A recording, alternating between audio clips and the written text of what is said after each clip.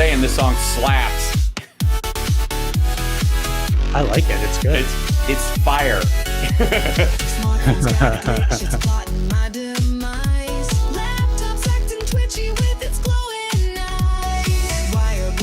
You said you wrote the lyrics, yeah. Lyrics, but then did you use AI to help adjust the lyrics as well? Or? No. Okay.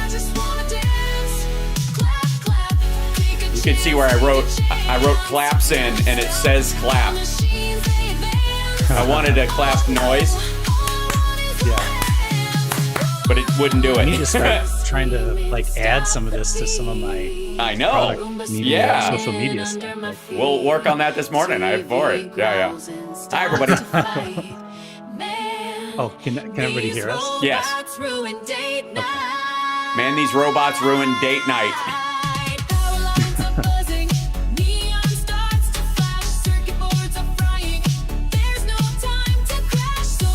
Also, you'll notice on the startup screen that you can see that when it says "Thank you, new like," you see that come up on the screen over there.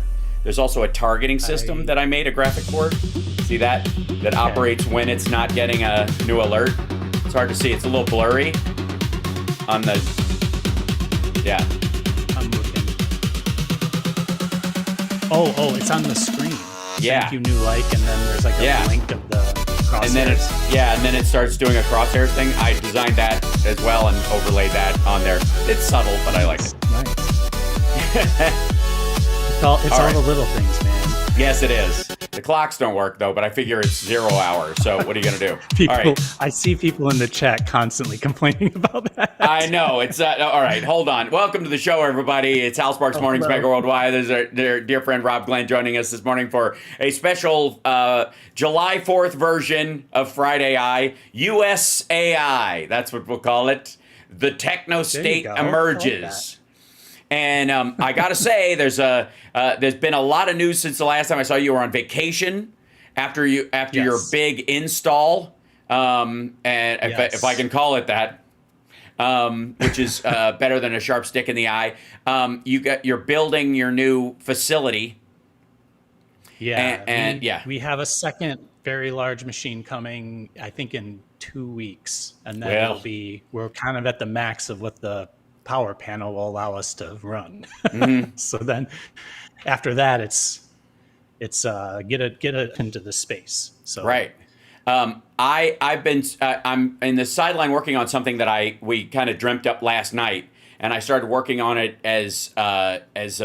in my own AI thing. I might, once I get a prototype of it, I think it will probably be by the next time I see you, which will be, I'll be in Kentucky when I'm working on this, and then I'll be in Chicago for the special WCPT at Max and Benny's. If you want to come down on I lost him. That was enough. He left. All I had to do was ask a favor, and there he goes. Dag nabbit. He'll be back in a second. He'll redial in. I trust that he can do that. It's like, I'm out. I'm not doing this thing. I will not. Okay, we're going to talk about a few things this morning on this special edition of Friday AI. And happy 4th of July, everybody. I have my Captain America candy fan that I picked. Oh, there he is. He's back. Yeah, I told you. All I did was ask one favor of you. Look, he turned his camera off and everything. No, I can't. The way, the I know. it won't.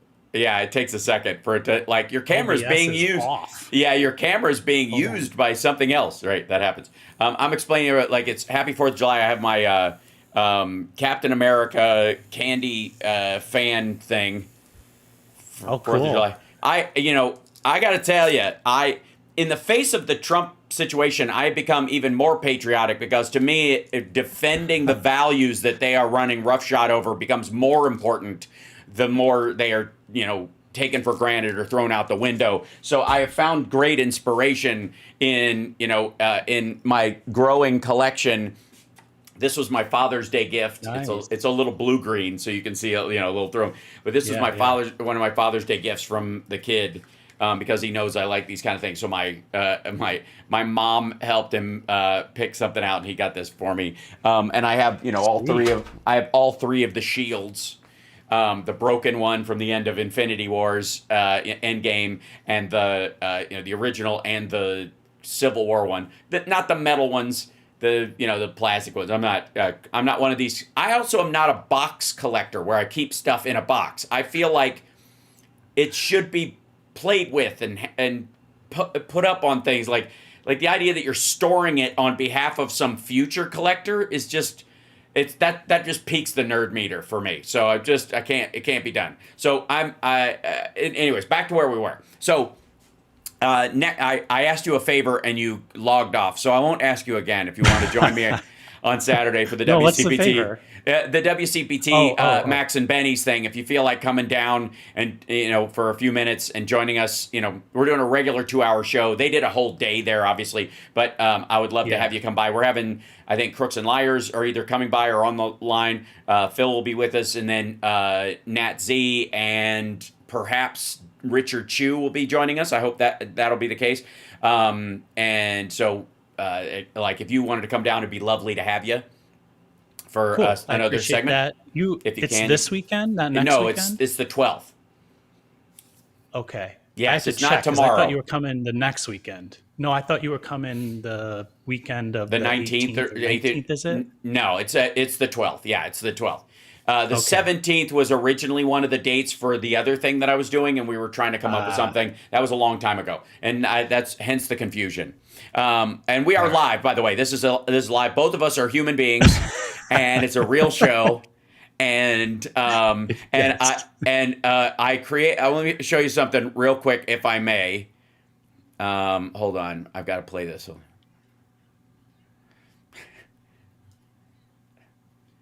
There you go. All right, I made that with AI this morning, right before we came on, and it's kind of related to what we looked up. We talked about last time. I don't think anybody on the Substack saw it. I didn't put the animation in the vertical right now. Forgive me. You'll have to watch the landscape, the version of the show to know what I just put in there, and I'll add it later because it'll be a recurring thing. I'm making more versions of those. But the availability of that kind of just making myself a little puppet that you guys couldn't hear it too. It didn't go there. Okay, hold on. Let me see if I can play it again so that the audio plays properly. Let's see. Properties. Let's do this. The audio is controlled by this thing. Hold on. I think I have to. All right. I have to pause it. Hi. And then I have to go. Do this advanced monitor and output, then it's going to really make noise. Okay, let's see if it works this time. Will ya?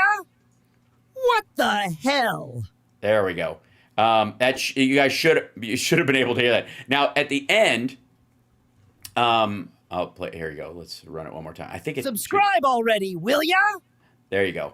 There you go. That'll be fine. So now it's good. All right. So I made that. And it came with the audio. I didn't record my voice doing it. That is just from the Google Gemini VO3, which is and I want to show the process a little bit if I could. This is from this morning. I was like, this is the prompt I used. A furry, orange, intense, googly eye puppet standing in front of a green screen yells, "Subscribe already, will ya? What the hell?" And then he runs out of frame. Okay. I was using exclamation points to exaggerate the performance, so I put an exclamation point there between that and will ya, and it made it pause it in an odd place. Also, it's terrible with transcription, but it insists on it because it looks at other videos to see what to do, and all the viral videos have have subtitles on them. Have closed caption, so it recreates that even if it can't do it very well. So it's like, subscribe, what the hell? But it says it properly. Subscribe already, will ya? What the hell? Can't hear that. Okay, you couldn't hear that one? Okay, hold on. Let me see if I can play that to you. You're in sound routing hell right now. Yes, I am. Let's see. To CPT. I think, I have Google turned off going to you. And then just because I used to have I was on Dino Badala's show the other day, and I had to when I went on their show. As long as YouTube can hear it, or Well, that's the your thing. your outfit. Yeah, I think they did. I think they did. So, you guys heard that okay out there? Because I am in, yeah. So, this one, you can hear, he leaves, he gets frustrated. Subscribe already, will ya? What the hell? All right. So, the pacing of this and his language wasn't very good the first time. So, I said, remove the subtitles. Subscribe already, will ya? What the hell? Now, I gotta say that looks like a real person doing a real puppet. That's the one thing that stands out to me is that even I could put audio in myself and redo the voice of it, just how the hand is moving and change whatever and put whatever I want to say pretty easily in almost any editing software that I wanted. But it looks like a real one, and I told him to put it against a green screen. Interestingly enough, because I wanted to be able to cut it out and use it on the show. Interestingly enough, because I said green screen instead of vibrant green background, blah, blah, blah, which is some of the language I probably should have used, you can see wrinkles in the green screen. So it made it like, it thought of it in terms of other, I don't know, like it looked at other things where the green screen was visible and went, oh, you want to see the green screen, therefore. Somebody just asked, is this IP theft? No, he's just I just made up a rando orange,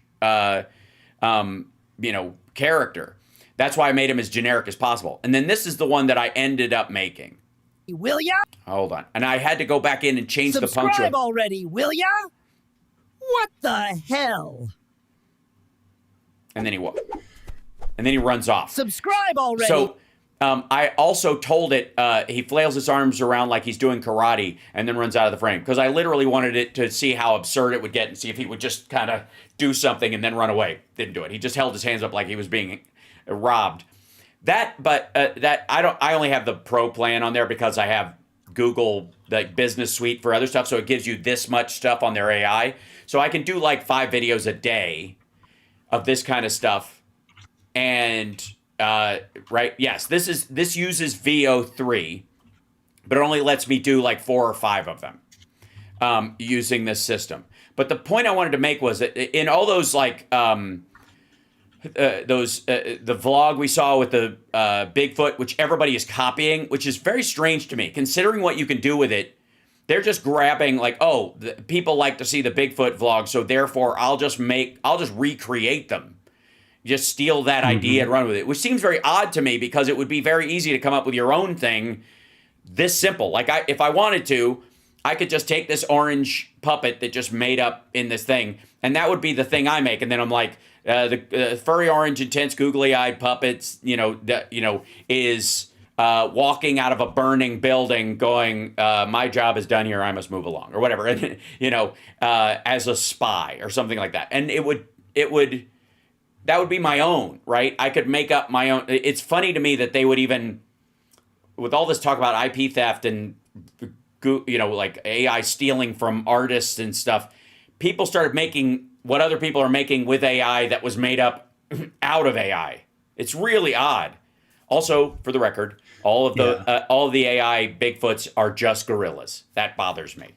They're just gorillas. They're just silverback gorillas. It's annoying. So, anyways, I did that this morning, this little guy, in about, I gotta say, it took me to fix it a little bit because that was one of the other things too. In the beginning of all this, when you and I started talking, if you wanted to do a video like that, it was a multi-step process and you'd have to go back again and again. And the credits required to do it. And this is the thing that maybe you can explain as far as tokens, like how this stuff works in a way that it's hard to tell who would be nerdier about it. But like how many, you have to spend a certain amount of like tokens, which are energy expressions and computation measuring devices, I guess.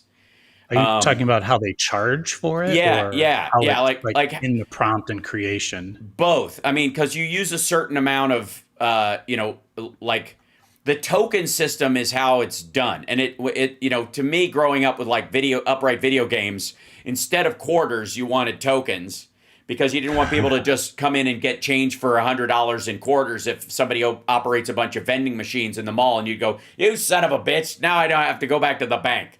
So they came up with tokens. You buy a certain amount of tokens with dollars, and interestingly enough, that's probably our first version of crypto, which is you could buy they each one stood for a quarter. If you wanted to buy a token, it cost you a quarter, but if you bought $1 worth, you could get 5. If you bought $5 worth, you could get an extra $1 worth or an extra $2 worth of tokens. So you could play longer, even though it was technically a quarter per token. If you bought in volume, you would get more. And so if you could literally, if you wanted to, you could create your own little hedge fund, currency scheme like George Soros, where with your friends, where you could trade them dollars for tokens. He's given 6 tokens if you buy, if you get $10 worth per dollar, and they've only got $5. You're like, I'll give you 7 on some of them, like you're like off track betting or something. You could actually do that when you were at an arcade if you were, so inclined. But the token system is like how you're. Yeah. Anyways, go ahead. Well, you're conflating two things. There's like two things that use what they call tokens. Yeah. I think what you're referring to is just sort of like how you measure the compute power needed to generate the thing. And so in order to monetize that or, add or create a cost structure for that, if a GPU somewhere in the world is spending time and energy, there's a price for that for whoever the cloud provider is. So they would, call that like a token would be like a cent or something like that. In cloud computing, there's like units of compute, and they charge for that. So if that took like 10 units of compute to make that video, and they charge a cent per unit, then it's 10 cents, right? Yeah. Inside of an LLM, however, there's a whole nother concept of tokens, and that token is a little more complicated to understand. It's so I don't know if you want me to get into that. Well, as I understand it, and this is the easiest thing, it's like if you're talking back and forth, think of it as like a chunk of text equals a token. So if you say hello to ChatGPT and it says hello back, it's 1 token for hello that way and 1 token this way. So the total cost of that interaction, if you have to pay in terms of tokens, is you've used 2 tokens. You've used one to send yours. You're combining two things again. Like in order to. Yeah. If you have a sentence and you need to communicate with the LLM. The LLM has like a limit to how many, in this case, words. If each token is a word or each node is a word, there's a limit to how much it can take in, and then a limit to how much it can give back. Right. Now that limit is quite large. It's in the billions or trillions, I think. Well, in the case depending on the model, and also per interaction. So the thing you're asking is,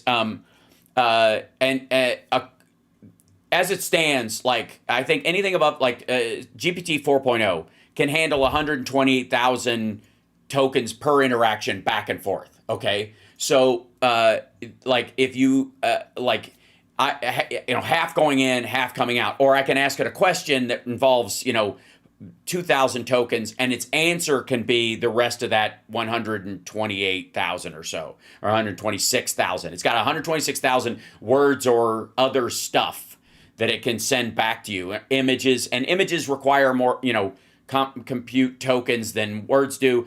But there's becoming a different scale. But the point is that this is just kind of the input-output way of measuring the right now, what it can handle coming in and what it can handle coming out, right? Yeah, and the important part of what you're talking about there has to do with like memory. That's the way I like to think about it. So I talk a lot about how it when I communicate with my version of ChatGPT, it's remembering all of the stuff that I've talked about. So the way that it remembers that, there's sort of 3 different ways it can do that. I won't get into them, but the basics are that when you say give me like write a letter to my mom wishing her a happy birthday, and it writes something. In order for it to have details about me and the style, it has to take that sentence that I just wrote and add all the other stuff to the prompt in the background that I've ever talked about, if it wants to like have my like voice, if you will, when it gives a response. So there's a limit to how much it can do that. So if, you know, over time, if your history gets too big, it has to do like things to summarize those things, like, because there's a limit to how much it can be or it can send with it, right? So a lot of that has to do with like long term, as you approach AGI, this idea of like it's going to know everything about everything I ever talked about and then summarize it. Either you have to increase its ability to take in stuff, or you have to figure out tricks to like effectively summarize all of your data and like use it in part of the calculation of what the response is. Yes. Am I making sense there? Yeah, of course. So the point I'm trying to make is that there is a cost both directions in terms of computation, both and the more complex it gets, the higher that computation cost is. So if you're just asking it to write a newsletter at this point, it's got so much learning that the token cost is probably pretty small. It used to be huge back in the day. The number of tokens it took to do something simple like write a paragraph of text was heavy lifting a couple of years ago. Now it's very easy. It does it very simply because there's a lot to draw from and it can do it much quicker and it doesn't require that much ability. But the big token costs are creating websites or video models, and so basically it's evened out. What used to cost 20 tokens for just talking, that same 20 tokens can now create video with audio attached to it, if that makes sense. And that's the thing that's changing in terms of the democratization of these tools and the availability of them. Am I right? Yeah, I mean, you're still mixing up like the volume of information that gets sent back and forth in order for it to work all together. And then the second thing that's mixed together with your explanation is the cost of that to calculate. And which is about separate things. Sure, and I mean the cost of just the let's say you're using it as a token as a currency back and forth, and to know how much what your limits are per day and all that kind of stuff. So people can use up their tokens and they can, I guess, subscribe for more tokens on these things, and that's how these models are now being built on terms of like how they make money. Is that they're trying to get people. That's exactly right. Yeah, just like you would need to like use somebody else's computer. Like if you had to pay for like your footprint on Google Cloud in order to use Google Docs, let's say, then, you know, they would charge for space on a disk and, you know, the amount of time the CPU like calculated that stuff. That can be important in AI in the sense that we've talked a lot about what you use, sort of call it the big computers versus your own computer, like what part of that work is done locally versus somewhere else. Yeah. And anytime you need something else to do it, eventually there's going to be a cost to that. A lot of the companies now are either hiding that cost in a subscription or they're just giving it for free because, you know, they want people to get a little bit hooked on it and eventually they'll have to have it. Right. But the reason I'm being a stickler about this is because on your device, the local stuff, as technology evolves, then the volume of extra information that goes along with it, which makes the result more personal to you, it will be allowed to get bigger and it'll cost less to compute it, right? And so the path towards what everybody's actually scared about is going to be the huge volume of information that goes along with your request and the sort of efficiency of what it takes to give you a result back. Right. And those things are going to converge. It's like anything in software and and computers, like you get faster computers and then you want to do more with the faster computers, and it just keeps, it's an arms race sort of kind of. Exactly. Right? With yourself. And you and I are always getting out over our skis and pushing what our stuff will do. You're a little more balanced in your approach because you're aware of what you're looking for and the gear before you come there. I, on the other hand, because of the nature of this show, for example, and how like I've been building this race car as we go, a lot of you, and you've seen me do it, is that there are things that are available to do as far as advancing what I can do here on my own and all that stuff, and kind of streamlining certain things that aren't quite, the kinks aren't quite worked out, right? And so I don't mind if it's a little, hairy around the edges or a little grunge. That it's fine. It's kind of cool. I've definitely hit some walls, and it's caused some major crashes over the last couple of years. Yeah. Right. And some rebuilds. But at the same time, it's made it, more invigorating and interesting for me to be able to use that stuff. So I just kind of dive in and play with this stuff, especially when it comes to these kind of new AI things. Now, there's I don't know. Do you use Comfy UI at all? You like I have, and it's like, it's quite powerful, and but it's like too much headspace for me. But I think it's like for people who understand node-based software development, right? It works well for them, but most people don't understand it. Sorry, there's a cop going by. That's right.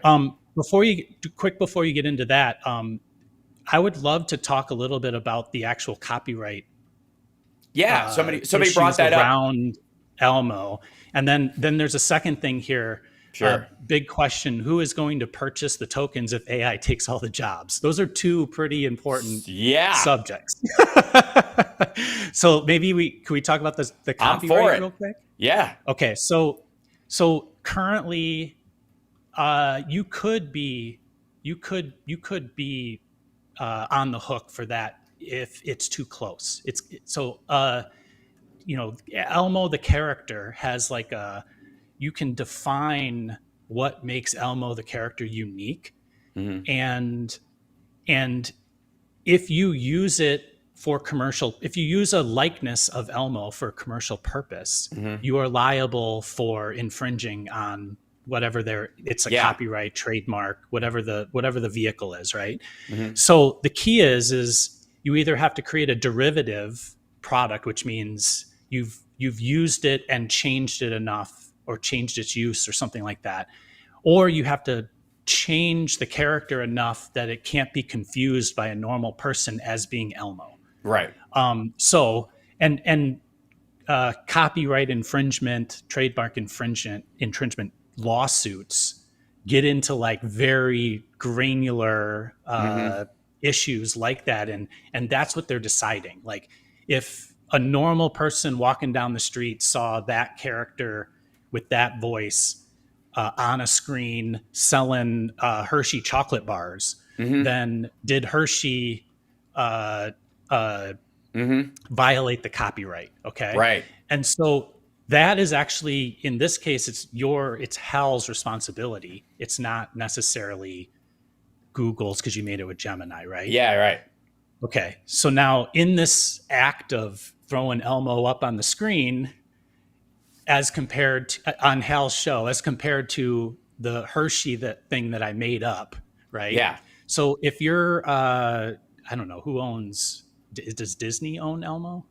Like, whoever. Well, technically, owns Elmo is copyright. Technically, Sesame Street is owned by the taxpayer, but it is copyright protected by the Corporation for Public Broadcasting and I guess now Netflix, because they picked it up when it was punted. I see. So whoever has stakes in that. Hold on, sorry. I didn't realize that. Sorry. I didn't realize that Sesame Street was technically a government thing, right? Like, yeah, I mean, technically speaking. Well, anyway, I don't know enough about that, but let's just say it's a Disney character. It's Cinderella, like that. Makes it a little easier, right? So if you're Disney and you're like, man, those guys, like, there's like a whole process you've got to do to go defend that trademark or copyright. Right. And are you going to like go to Hal's show and be like, "Hey, Hal, you owe us $10 million for using Right. something that's kind of sort of Yeah. like it on your show"? Well, no, because like there's no value in there's no money to get from Hal. Yeah. Like Not for that. no, Like no, absolutely not. you would then have to like win the case. You'd have to take him to court, win the case, do all the things, and then you'd have to put a value on what it meant for that character to say subscriptions, right? Now, in the case of the Hershey thing, that's different, right? Because Hershey, Disney could say, "Oh, well, that's a marketing campaign, and Hershey just made so and such amount from that marketing campaign." Now, there might be some real money there that is worth Disney going after Hershey for, right? Right. So that's all to say that it's not the act of making it that matters. It's the act of using it that matters. And part of your defense, if you ever got, in a lawsuit about it, would be the prompt that you made, because you didn't ever say Elmo. You said, I don't remember the exact wording, but you never said Elmo in it. Nope. And it just made that. So that's actually part of your defense in that sense. And then you start to get into like all the ins and outs of like, well, is Google actually responsible for some of that? And that's where the laws, that it's the in between the use of it and the creation of it. That's where none of the laws really work yet. Right. And that's where the work needs to be done on the law side. Also, from my perspective, the one thing that you do have in these situations is, and the companies use this as a way to protect themselves, is that if you ask for, give me Elmo doing something, they'll say no. But if you say, give me a cute red puppet with a high squeaky voice who, whatever, and you describe Elmo to a T, you can even, this would be a thing, you could take a picture of Elmo, put it in ChatGPT or one of these other things, and say, give me describe what's in this image to a T in a way that, a video generating model would understand what's in this picture. And it will describe, without knowing Elmo's name, it will just describe exactly what's there. Then you take that image over, this is the image example I'm using, and then do this, make him say this and run around, okay? So you can trick it into doing that via, get your prompt from somewhere else and then pop it in. A lot of people do that, actually. The vast majority of the video stuff that you see, ChatGPT is doing the video prompt. People are telling ChatGPT, like, how do I describe what I want in this so that VO will understand, which is the Google one. It's fascinating. It's like having C-3PO, speaking protocol, right? It is literally translating. You use AI. You use talk to AI.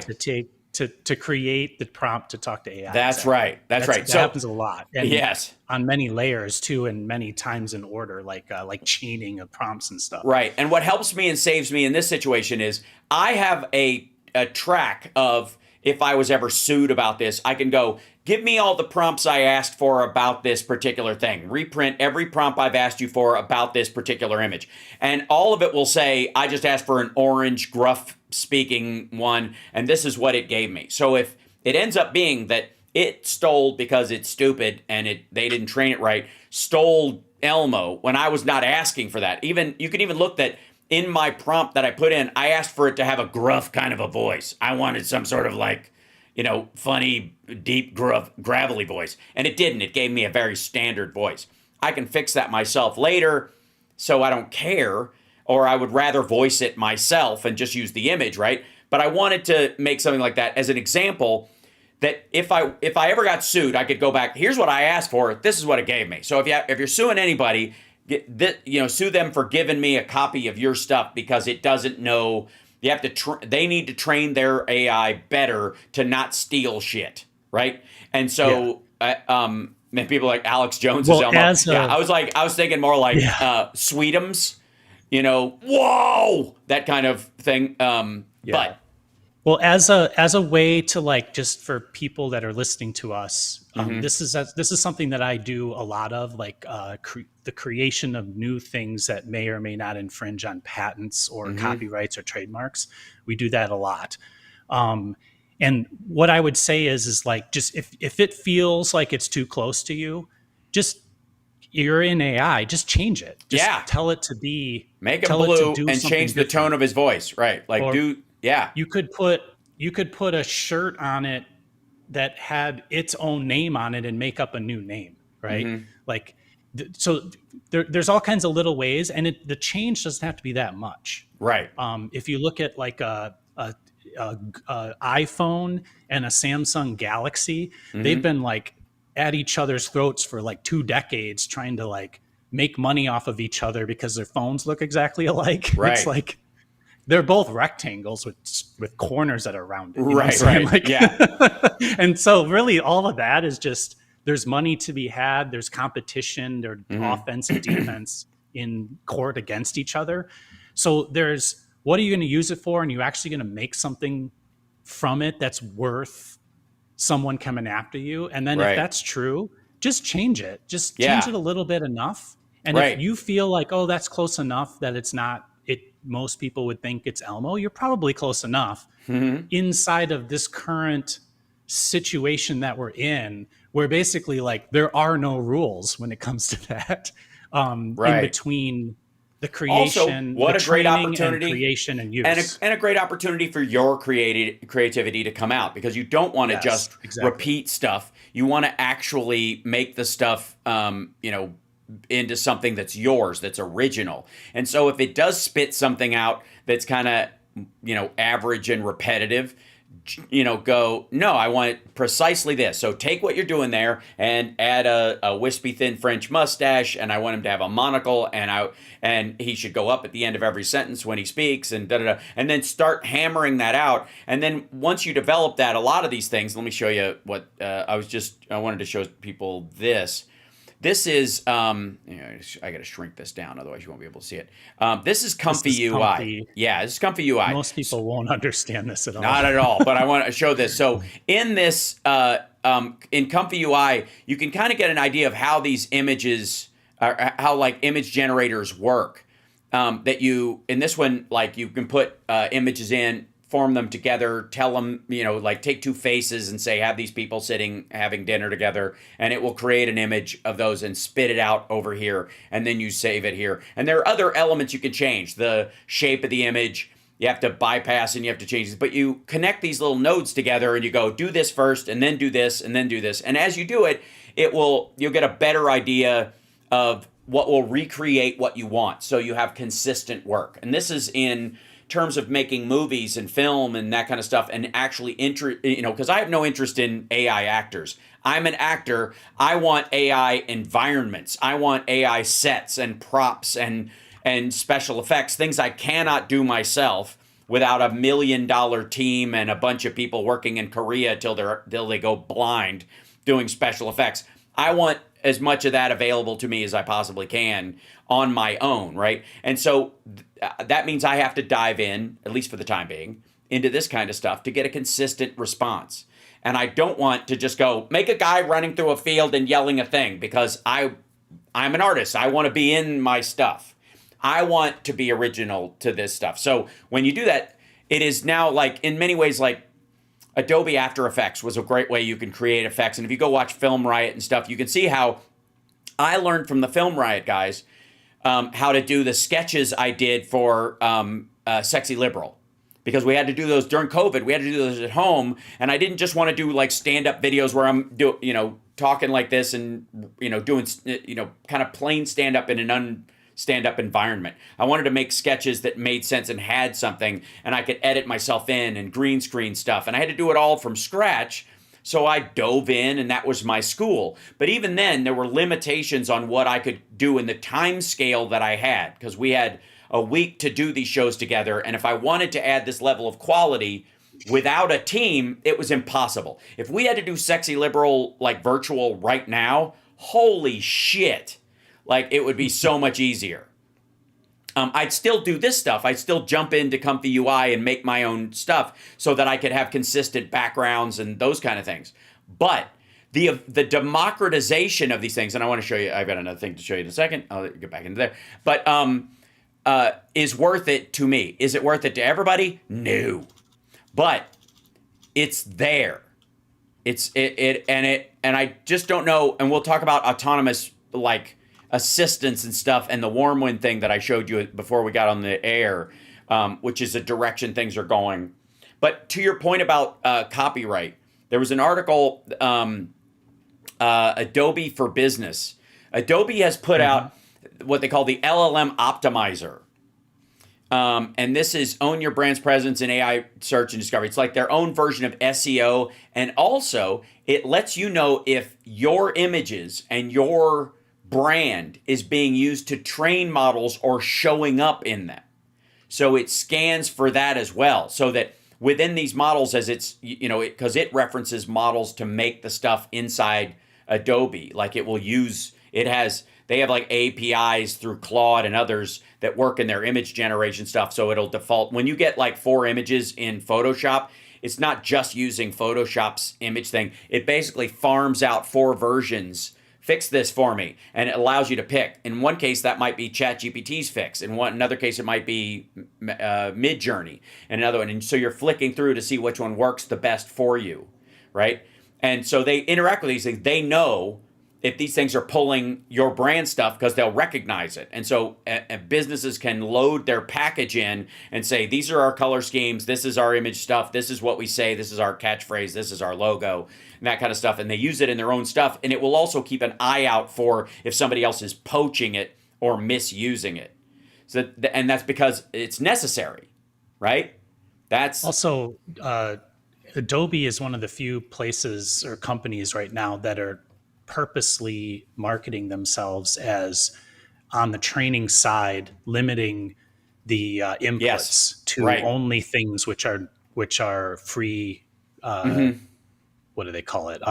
Not copyrighted, basically. Right. Or at least they're doing their best to do so. Or they're actually paying artists for the use of their stuff. You can also, in the same way that you can put your stuff on Adobe stock, there's another thing, I think a box you can check that say, hey, you can use my stuff to train. And if it's used in anything, you can give me a 0.5% of a nickel for, the image stuff that you're using. And if they ask specifically for my style, then it's as if they bought a picture of mine, which is great.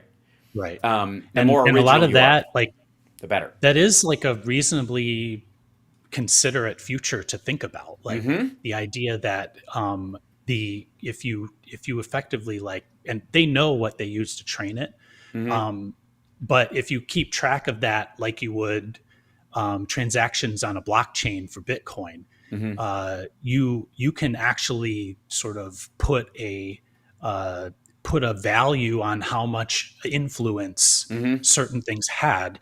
And after that, effectively, you can put a value like you were tracking songs played on a radio stations in the US.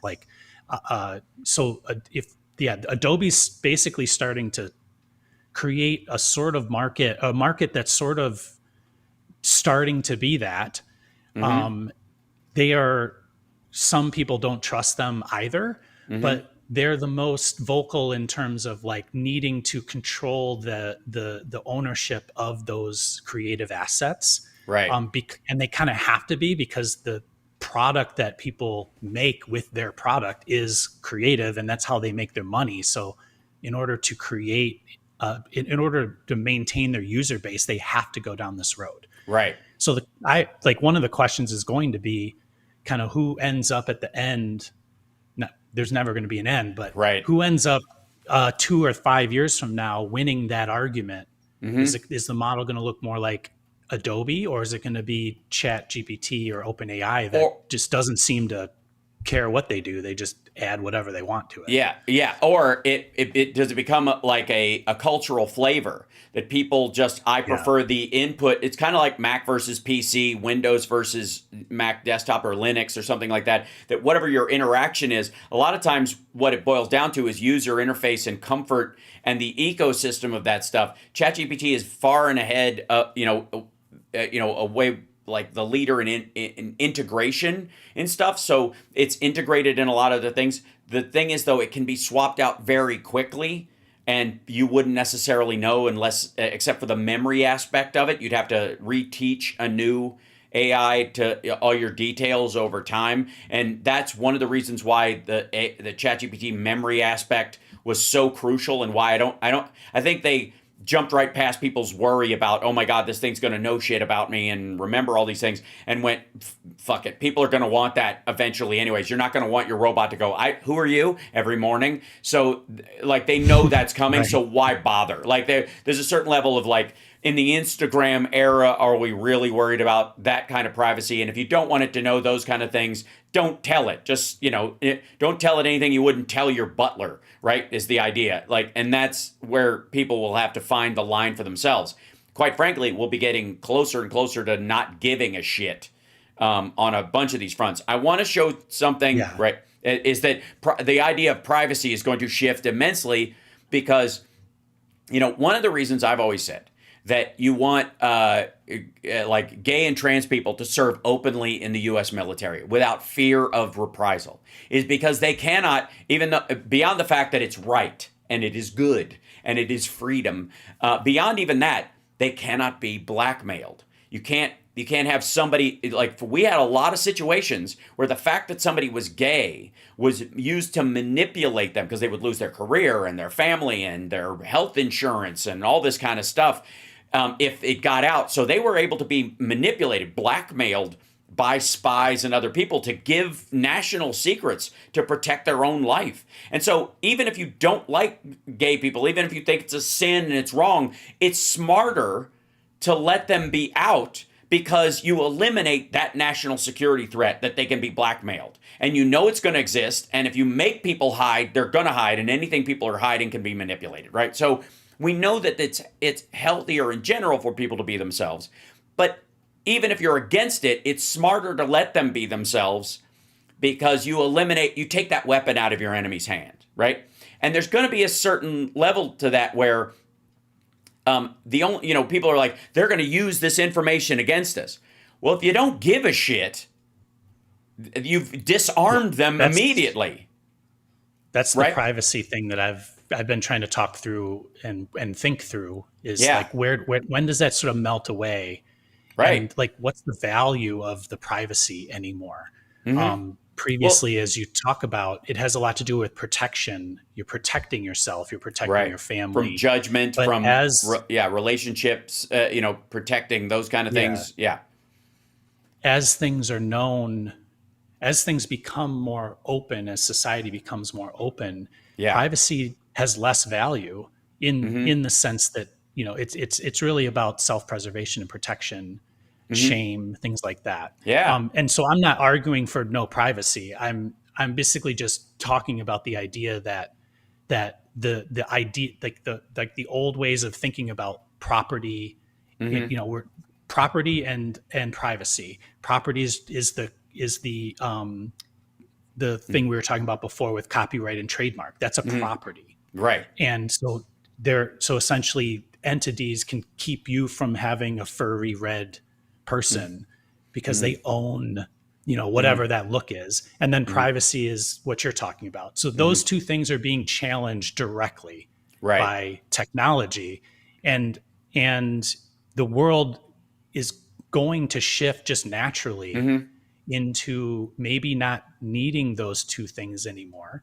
And maybe this dovetails in terms of the property rights into the value of that, the job question, right? If AI, who's going to pay for the AI tokens if AI takes away the jobs? And that starts to balance out too, where the value of the unique thing is less because it's so easily produced. Right. And so, and if AI can you could think about AI in the generation of ideas as like, if the world could freely make food, like if it costs nothing to make food, then food would cost nothing. Right. And ideas are approaching that place, or unique looks or, trademark, copyright, those things they're starting to approach that place. The other thing that is combating that is, NFTs and things like that, where it doesn't matter if they look too close to each other. You can actually prove it was yours by, some technology that is on the back end of it. Right. Well, okay, a couple of things. There's a lot to unpack there. The first I would say is that we get into that post-labor economics concept that you see floating around AI. Like, what happens? What's UBI? Is UBI necessary if you have zero labor costs and resource costs are down to a bare minimum? You're really only working or doing something special to get something special, something that requires effort, or you choose to make require effort. So a 3D printed guitar costs nothing, but one that's made by a human being costs something, right? And so that might have more value to some people, and they might want to do something in exchange for that, and that they would do something that, and so the labor goes back to quality and personal labor as opposed to just working at a factory. That all factory labor goes away, but being a blacksmith, for example, wouldn't be, because in the rare instance, like if you have a fireplace in your house, there's no way to AI poking the wood, right? Stalking like a fire poker itself. You wouldn't need a robot version of that. It's silly. So to have something nice that's around and a conversation point and is useful and has some history to it, that has value. And so being a blacksmith again, it has meaning where it was totally lost, except in an acute way for the better part of a century, because factories came and did that. So real art made by humans that you can verify. You'll see NFTing is about digital stuff right now, but it's going to increasingly be about real human stuff. You're going to have an NFT registering this song was written and recorded. This version of this song, as it stands, is not a remixed audio fixed up nothing. This is the original analog, and it has been listed as an NFT in that regard. So this is a real song sung by a real voice, all that kind of stuff. That will have a new meaning, and that's great, right? So recursive AI training on its own app, but another, the circular stuff is part of that. I want to show something. Go ahead. I want to throw one more thing in there, and that is that when we talk about what you just talked about, it's really easy to stay connected to the concept of like value of work, where it used to be that if you wanted to buy the thing the blacksmith made, you would have to go to the blacksmith because they were literally the only one that could physically make the thing. And so now in the post-industrial world or after industrialization, now the blacksmith isn't needed because a machine makes the thing. And the blacksmith actually is being a blacksmith maybe as a hobby, as a way to, do something in their free time, as a way to stimulate their mind, right? So as you proceed through this, that hobby, it's easy to sort of flip that back and want to say, well, we just want to go back to the arts and crafts movement where blacksmiths made metal things and I want to buy it from a blacksmith. But I think that it's important to think about actually the human interaction as part of the value. Yeah. So if it may be as simple as I just want to talk to someone, right? And in this society of social media and loneliness, communities form when people interact with each other. And it's possible that the value of goods might need to reconnect to that interaction more than just the usefulness of the good. Right. If that makes any sense. Yeah, of course. And again, that's what people will put a premium on that, and that will be the defining aspect of a new version of the economy. And the exchange on it will be much lower, because what you will if your needs are effectively being met largely in a zero labor cost environment, depending on obviously what you're seeking, and there's always going to be specialty things that you won't be able to automate for a very long time. But I want to show something, because it's crucial to understand that.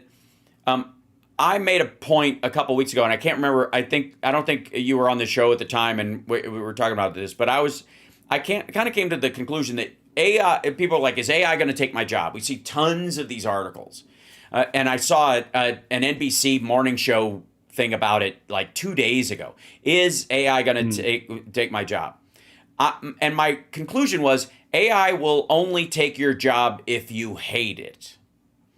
And If you by hate your that, job, yes, if you hate your job, not if you hate AI. no, right, yeah, not yeah. If you hate your job, it's going to take it because that's the jobs it's going to come for first. Those are the ones that are harder to hire people for because there's fewer people who want to go into those fields because it's drudgery, it's boring, it's not interesting. So if you dislike your job, AI is going to take it, or a robot's going to replace it, or automation is going to replace it at some point. And if it's dangerous without an equal reward, and it can be automated mainly on land, it will. The deadliest catch will still be the deadliest catch for the foreseeable future, right?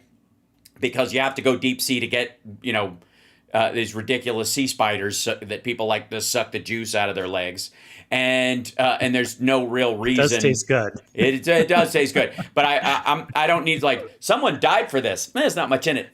Anyways, what were you saying, Gary? Right, it's always struck me as odd, where people are like this is a little dry today. Anyways, well, would it please. be as good if you could literally grow it in the backyard? Yes.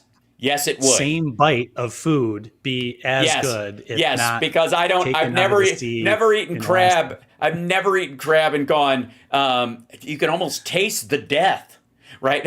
So I can hear the screams of the guy falling overboard. Right? Nobody cares. So yes, if your taste buds respond, your taste buds respond. Now there is a go ahead.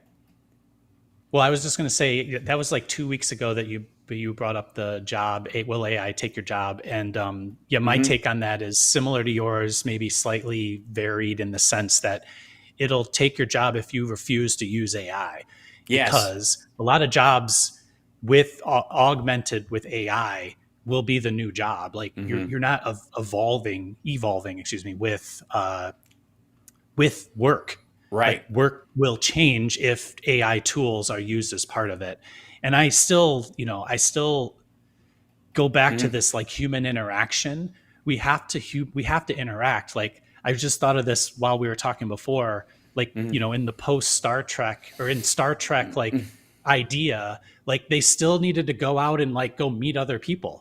Like the whole point of Star Trek is let's take this ship because we've met all the people over here. Let's go meet those people over there, right?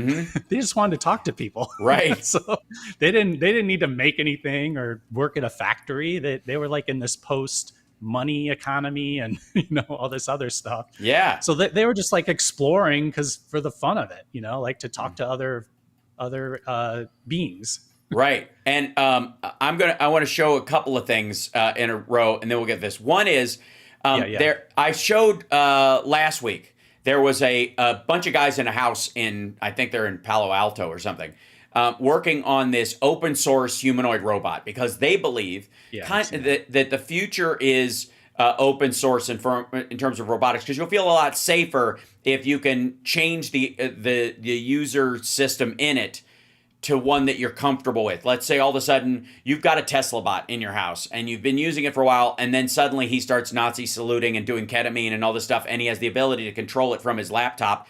Suddenly you get really nervous about having this fucking thing in your house, right? But you can't do anything about it because it's proprietary. There is no other brain you can put into this thing. So that's a real concern and a legitimate one, and I think brought into stark relief in the current situation because nobody knows.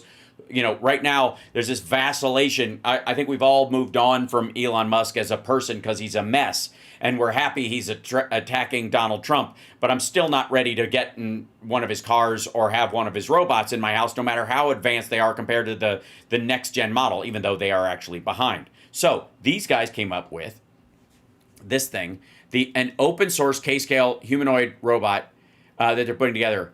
That's $9,000. This thing. So they have been working on this thing for a bit. It's got its little like screen head on it. There's a Raspberry Pi and a screen in its head. The head is removable with just one latch, so that if the thing ever starts flipping out, you can basically knock its block off like Rock'em Sock'em Robot. And so and it it's very small, lightweight, but it is designed on the sort of generic necessary function scheme that you would have for a robot in the house. And the idea is that they're going to increasingly improve it over the next little bit. These are the guys. This is their house. They've been living with this thing. They are, they're like they run it through these tasks and then they have it do it. And this is again first gen. They're playing with it and building on it and doing all kinds of stuff. But their goal is, and they're already there. They've been, simming this in an environment. It's got 1 million hours walking around in this virtual environment, and then they released it into the real world, and it translates. They can train it to do certain tasks. They're building on it. They can change its appendages. They can update parts of it. So if you go, hey, we have a better foot, or these people make better feet for your robot, you can buy those, and they'll just attach. And that's the concept that they're building it on. So it's modular. You can, if you decide you don't like the fact that it has hands, you can put nubs on it or clips so that it can only do certain things. You can make it industrial. It's got a spatula hand, which I find particularly hilarious. This is the guy training it on things using this, which is what, by the way, all the Tesla bots were doing at that big, release that they did. The point being is that these guys are building this thing. The conversation about the Tesla bot was, they were saying, we're going to do 5,000 this year. We're going to do 50,000 next year. And by the time we get to mass production, the unit price is going to be $20,000, maybe 10. Well, this thing's already 10. So by the time they're looking forward to this, the Tesla bot's going to end up being 3. It's going to be like a price point like like the Apple Vision Pro or a laptop or a big desktop computer. Like that's what you're going to max out. And anything that's extra important about it is going to be, a premium feature. But the point of this is that these are all going to be open source. That you will be able to download whatever software, or let's say you like ChatGPT and it has your history in it, and you go, okay, this is the brain I want in it, and it will interact with the matrix that makes it walk and all that stuff together. And so there'll be an API that you subscribe to that links those two things together, and off it goes. And it talks to you based on the chatbot you use the most, and it operates physically on its training mechanism, which, by the way, you can have your house scanned or scan your own house or what have you, or just, have your Roomba, send information to it that shows the floor plan.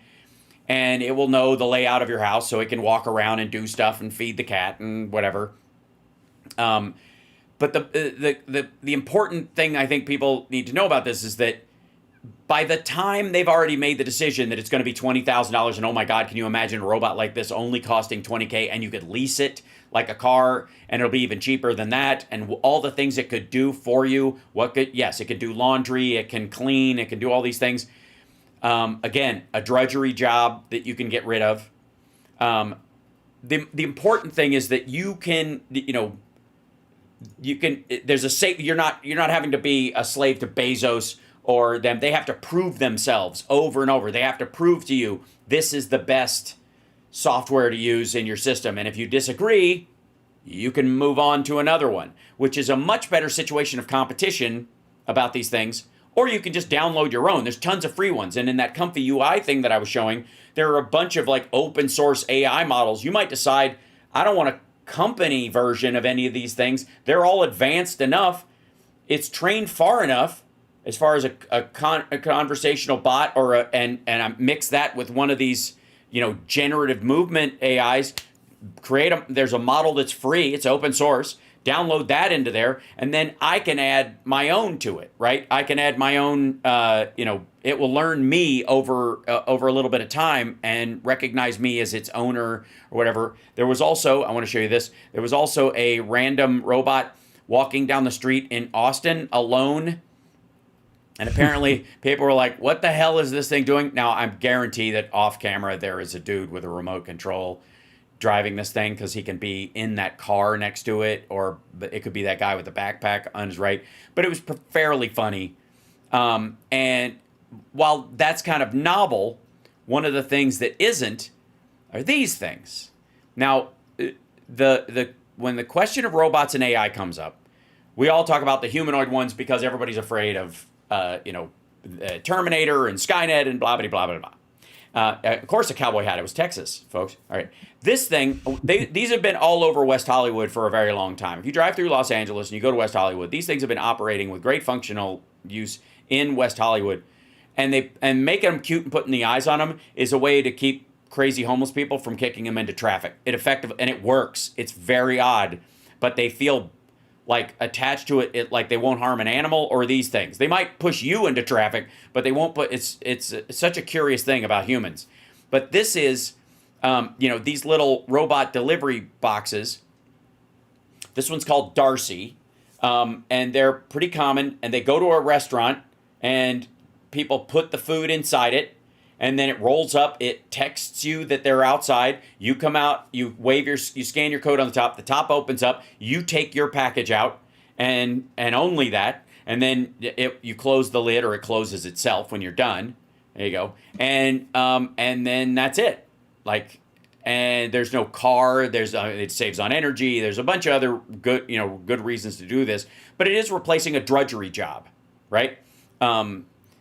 That's going to become way more common. I've seen these all over the place, and they're growing in LA and other places. Sometimes I saw one the other day get stuck in the middle of the street because there was traffic going by, and it was kind of like a person that had gotten halfway through and then the light changed. So it stayed in line with like the yellow traffic line. It lined up with that and waited to try to be low profile and out of the way. And then as soon as the light changed, it continued on its way. Right? These functions that we feel are magic right now they're going to become everyday known things, right? And at some point in time, you don't need to relearn them. And that's the thing that I think is sort of not seen in the way that we think about robotics and AI right now, because they're very top down right now. This idea that you have to be open AI and have billions and trillions of dollars and market cap and all this other stuff. And that was what the story of DeepSeek really was about. It wasn't, it was made into this nationalistic, like China's going to eat our lunch kind of story. Right. But the real story is that, the first person there did it for billions of dollars, and the second person there did it for less billions of dollars by a factor of, minus 10 times or something like that. Whatever the number was, it's going to continue to do that. And so, as I always say, like the real way to think about robotics and all these things is like, what is it? Like, what is useful to you, and what would you pay for? And the product will eventually live in that space when enough people are like, yeah, I'd spend $1,000 for something to fold my laundry. And then the question is like, what is a good enough thing to do that task? Right. And the only reason why these things are humanoid right now, you showed two different, one was obviously humanoid, and then the other one was like this little cart, right? Yeah. The only reason why they're humanoid is because the target is to integrate into a human world. Right. So if you fold laundry and all the tasks, those were built around a human being. So the fastest way to get to folding laundry, or taking your laundry to the washer machine, the dryer, taking it out and folding it, the fastest way is to mimic a human, because all those steps were set up for humans all along the way, right? As opposed to reinventing that wheel. But when it comes to delivering food or packages or something like that, if you think about the biggest cost in package delivery is the last mile, they say, right? Yeah. So, and interacting with humans. Well, there's a mismatch of schedules. That's really where it comes down, right? So the UPS or FedEx person, they're on a schedule and they're moving around, putting packages on doorsteps. Well, then those packages sit there until your schedule coincides with their schedule, right? Well, if in the last mile, if you just had a big robot that sat in nodes around the city, then the UPS person would just pile it all in there, and it would show up when you asked it to show up, right? And then it never sits on your doorstep. Right. Those little delivery bots could be something that could, are available. Like if you're not home, you can arrange for it to be, they go back, anything that they weren't able to deliver directly to you because people might want it, they could put in the delivery bot, and it could come at night when you get home, after 5 o'clock or 6 o'clock, whatever. That thing can roll up and deliver it, if you ask for it. And they could even charge a premium for it, when they don't have a person out. The other thing is that Amazon is doing this thing where they're trying to do as much of the automation in the trucks as possible too, where in some cases the truck shows up and says, hey, come out and get your shit, right? In some places, like apartment buildings and the like, that it can pull into the apartment garage, and it's just, if you come up and those things at like Whole Foods where you can go and scan a locker and get your stuff out, there's basically a mobile version of that. It's that on wheels. Yes, exactly. And so they come in there and they just park all day because that's the one for that building. So you can assign one of those trucks. It rolls into the building when it's got its shipment and just sits there until everybody picks up their shit at the end of the day, and then it can go back in the morning. So it could literally just move that out, day by day. So I want to show something. What I'm trying to describe real quick, though, is that these things fall into two categories. There's the things developed that will change how things are done because of these different aspects of its abilities. And there are the things where it has to be done the way we currently do it. And those two quote unquote robots are going to look different. Yes. The ones that are purpose built are going to look like they need to be purpose built. And the other ones are going to kind of probably look like human beings. You're right. But the function of those things is, in theory, I mean, we're already seeing it. So what is the cost? Is it a car? Yeah. Or is it a flat screen TV? Like, in terms of what you think you're going to buy. So if you're going to go buy a car, you're thinking about that. You're like, right. It's a long-term investment. You got a use for it. You got to get it to go to work, those types of things. A TV is like, well, I can blow $500 on a big screen TV because I want it, or I don't have $500, so I'll get a smaller one for $200 or $150 or something like that. Like, there are going to be products that fit that flat screen TV economics. Yes. And they're going to be good enough. They will be good enough. Yes, the Rob Glenn 99% rule. On your life. Right. So let me show you something real quick. And this is, I've been making this case, and I think you'll agree that these drudgery jobs are going away, and Donald Trump is looking to bring these drudgery jobs back to America. That's what he's selling. All the things that we shipped overseas that are the kind of things that blind you and make you lose the tips of your fingers and those kind of things. Donald Trump wants to bring those jobs back to America where they can be done by American machines. And let me show you something. This is an Amazon fulfillment center that broke ground. They had a ribbon cutting this week. Now, I want you to look at not that strange, right? A fulfillment center. The important word is robotics. Robotics fulfillment center. Check this out. Now they're gonna cut something. They cut the ribbon. Everybody was like, "Oh, isn't that fun?" And I think like 8 of these people are gonna be working in this place. 2 of them, will work in the bathrooms or whatever. But the rest of this place is not only a fulfillment center where they get stuff. The boxes come in and they're moved around, and it's all moved around on these little cart stack things and this kind of stuff. But they also will make those things for other companies. So this is an extension where the robots become, a robot. They express more robots as they go along. So the idea is that, this thing will make more of these systems. So not only is it almost a completely robotic fulfillment center. Again, there's like 8 people working. Look at the shelves basically move themselves. And increasingly, they're going to have Digit and these other robots moving around. But this is like a test market to sell this system to anybody else who runs a fulfillment center of any kind. You don't just have to be an Amazon fulfillment center. There's a lot of different variations. A factory itself, you were talking about at one point where you had designed a system and 3D printed this thing for your tools where you could have access to them in these different parts and sort of created your own system to make that faster in your own work. There's a thing called lean, like in engineering, they call it lean, or some people call it Six Sigma.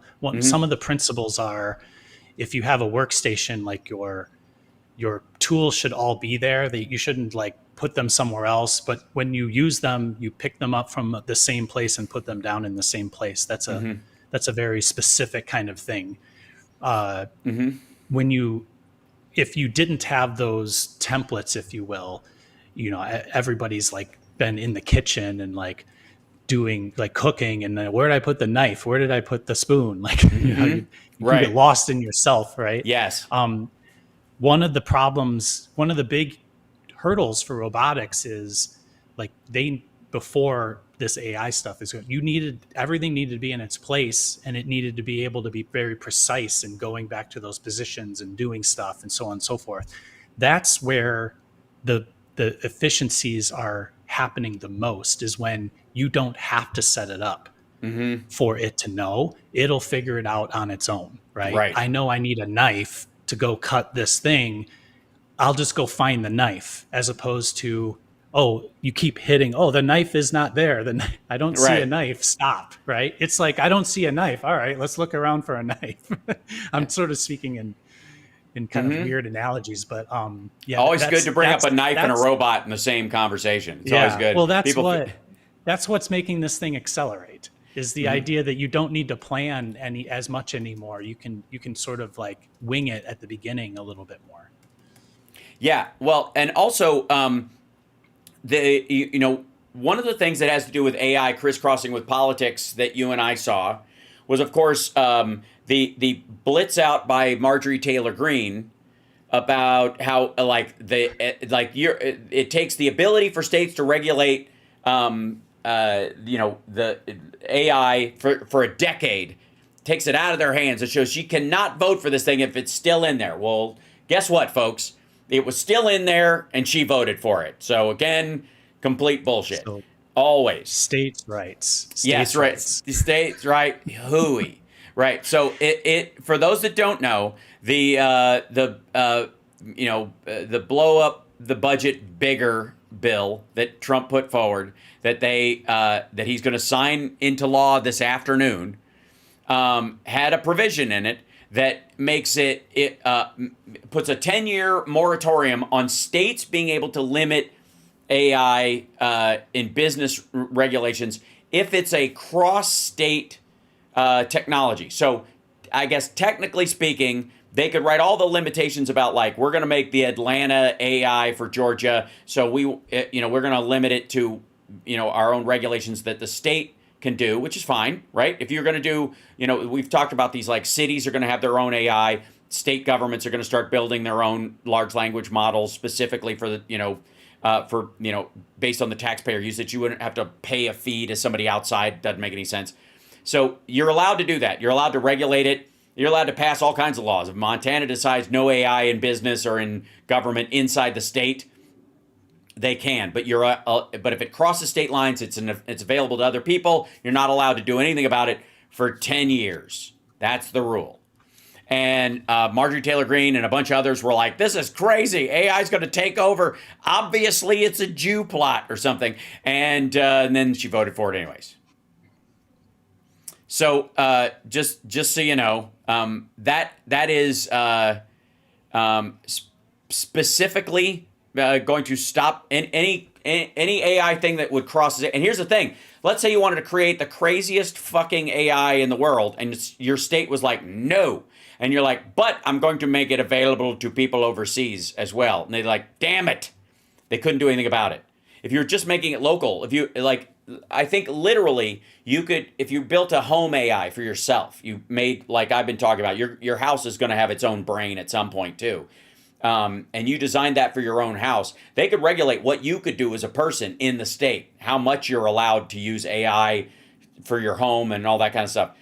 But the minute you turn it into a product or an app and sell it to somebody else, or even, I guess, technically speaking, if you were saying, I have the intent in the future of doing this, they couldn't do anything about it. I'm reading that might have been stripped out. Somebody said it in the chat, so I Googled it. I can't tell because, I've seen 2 or 3 that were July 1st, July 2nd. I'm not sure if, that would have been after the Senate passed it. Right. Let's see. On May 22nd, let's see. Here, what happened to this is Yeah, it's hold on. July 1st. Because Trump did it with an EO in January 23rd. So that was the horse trading that they did. So I don't think that Yeah. they put. I So think they they didn't put took it- the federal thing out. Right. Okay. Well, then again, so it still wouldn't apply because of commerce rules. Maybe that's why. Because it always seemed a little redundant and silly. Right? You and I were like, I think the rules on it were so narrowly focused that you couldn't technically do it. You in your description, you kind of get into the heart of the. Somebody said it went from 10 years to 5 years, then removed. Right. Who knows? It won't matter. It's changed a billion times, right? But you got to the heart of it. It's AI that it can't cross state lines, so you can do it in the state. But what the hell are you going to do that's not going to virtually cross state lines? Right? Yeah, it's so stupid. You could almost make it so that if you are fucking around with AI in that rule that they were setting up to make something that's truly dangerous, as long as you made it interstate, you're allowed to do it. Like, it was the dumbest, it's kind of like the California rule. So I told everybody, I got invited to this group call about this AI rule they were trying to put forward in California. And I'm for a certain amount of regulation about these things, but what I want is the application of regular law, fraud laws, all those kind of things should apply to AI, and AI companies shouldn't be able to sidestep it if they participated in fraud. They've got to train their shit to do it. And if they don't, they got to be on the hook for it if somebody uses it in a crime, to the extent that, if you name your hammer the Head Smasher and somebody buys the hammer and smashes somebody's head with it, you can arguably be on the hook for part of that, right? So, but normal things and most of the law is already there. We just have to use it properly. If AI is just another version of it, it's still fraudulent, in all of its forms to commit crimes against people. So in this case, they wanted a large cloud computing system that would be paid for by taxpayers. It was like a $6 billion project that you would put all the AIs in. If you want to use an AI, you have to put it in this cloud environment, and somebody, a panel to be named later, would run, a safety check on it before it would be available to the public. And every iteration of the next update would have to go through that process, and nobody knows how the fuck long that process is. It could be 6 months or a year, it could be 28 seconds, because they have a system running, but they never stated it because they kind of don't know. Like the people that were talking about it, was very clear to me that they don't even understand the technology they're talking about. So that made it really hard to trust that they would set up a system that could even do the job they were wanting to do, much less do it in a time that wouldn't just hold back all innovation. But I literally was like, guys, by the time this gets signed, it's over. It's changed so much that it might not even be valid anymore. Right. It wasn't. And right. By the time they build it, by the time it gets built, it's right. It's just not. It's not the place for it. I think we seem to be in this place as a whole society where everybody's nobody's actually to blame for anything, and it sort of comes. Right. Or nobody's responsible for anything. You see these court cases, all the stuff that it's whoever's in charge, you can, sue them for this or put them in jail for that. But then, I'm a rich person and I didn't know, I'm a victim of, I just, I signed the check and I did the thing, but I didn't really do the thing because the company's not me. And that's, corporations are people and blah, blah. But anyway, the point in my case, at some point in time, you're responsible for the thing you did. Yeah. And so it doesn't matter what AI does. The company is going to use the AI to do something. Yep. And a customer is going to use the AI to do something. Yeah. It's that person's fault. Yes. And we need to effectively police that. It's that simple. Right. And that's the part that it's crazy. This isn't do you think it leads to that then? I think that's the question. Does it lead to? I think it has to. Right. Because once those tools are available to everybody. Sorry. No, once those tools become available to everybody, the responsible use of those tools becomes more stark. Because there's one thing like, let's say AI's, only available to the rich and to the big corporations or whatever. So if it does something wrong, you can't really tell, and they got an army of lawyers and whatever. But if it's available to everybody and I'm able to use it without killing people, then why can't you? Then it's obviously not the AI that's the problem. If it's democratized to where everybody gets access to it, or robots are in the home and they're doing all kinds of stuff, like my robot didn't push anybody down a flight of stairs. What are you doing? And so it does go to the user. It becomes more about, the user. If you spoof emails or use a phishing scheme, it's not Microsoft or Gmail's problem. Right? Yeah. I mean, so there's stuff in the comments about what are engineers responsible for, or not everyone subscribes to ethical engineering standards.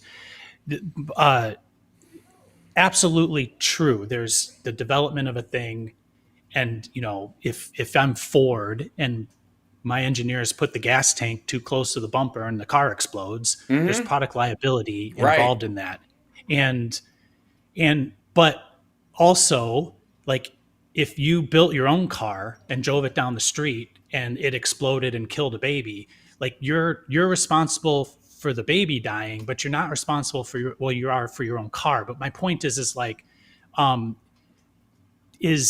AI is not, it's a product that's not useful in its core starting point. Right. It has to be used in conjunction with another thing.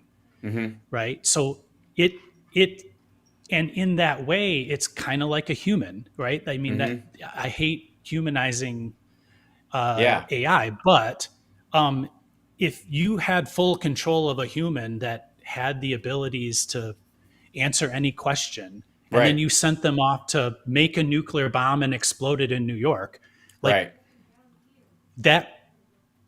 that person is responsible. This clone entity thing is responsible for it, or you, because you lit the fuse, right? Yes. And these are the type of ethical questions we're faced with when we talk about autonomous cars. Who's responsible when the car crashes? Is it you, the driver, who didn't have your hands on the wheel, or is it the car itself, the person who made the car? Is it the camera vendor? Is it the software vendor? And we have to deal with these issues because technology is forcing us into these problems where the answers can't be solved with the old way that things were structured. We're not one person, one event anymore. It's a collective of all these things together. Yeah. So there's a myriad of these things where at CNET, they put out a list of all the robots they saw at, and the available ones, and this one right here, the Neo is one of the Northern European models, that is becoming increasingly popular, and kind of making headway. Atlas being the industrial version of that one, and Neo being the home version. These are the Disney bots that are going to become increasingly available. Those things are going to be, they're going to start showing up at Disneyland, but you're going to see those in homes. Disney's going to be selling those as the toy to have within 2 years, no question. They're and they're going to be The toy market's incredibly interesting to me as a product developer, because a lot of times it's the sort of end of the filter down chain of technology. Yes. Because a toy tends to be cheap, right? So a lot of technology filters down into it, and it creates a function in a toy that feels kind of magical. Yeah. It's typically not cutting edge technology. It's typically many generations back, but it still does the thing, right? Yes. It still has the function, and the child is playing with it. If you had a walkie-talkie versus a cell phone, this is kind of my point, right? Yes. So the walkie-talkie in theory would be cheaper than the cell phone, but if you're close enough, it has the same exact function as a toy. It also was walkie-talkie at one point was state of the art, something you could only find, in a, it was a big deal that was available to troops in the field and you know, industrial use or whatever. Absolutely. You wouldn't be able to, who has a walkie-talkie with any range? And now you can get toy walkie-talkies that have like a quarter-mile range. It's insane. Or your Apple Watch has a walkie-talkie part of it that uses Bluetooth that can be based on distance, not on cellular data. So you can use either a cellular connection to call somebody, but if they're within range, you can actually speak to them just like a walkie-talkie on your wrist, which is, you know, again, Dick Tracy, right? But go ahead.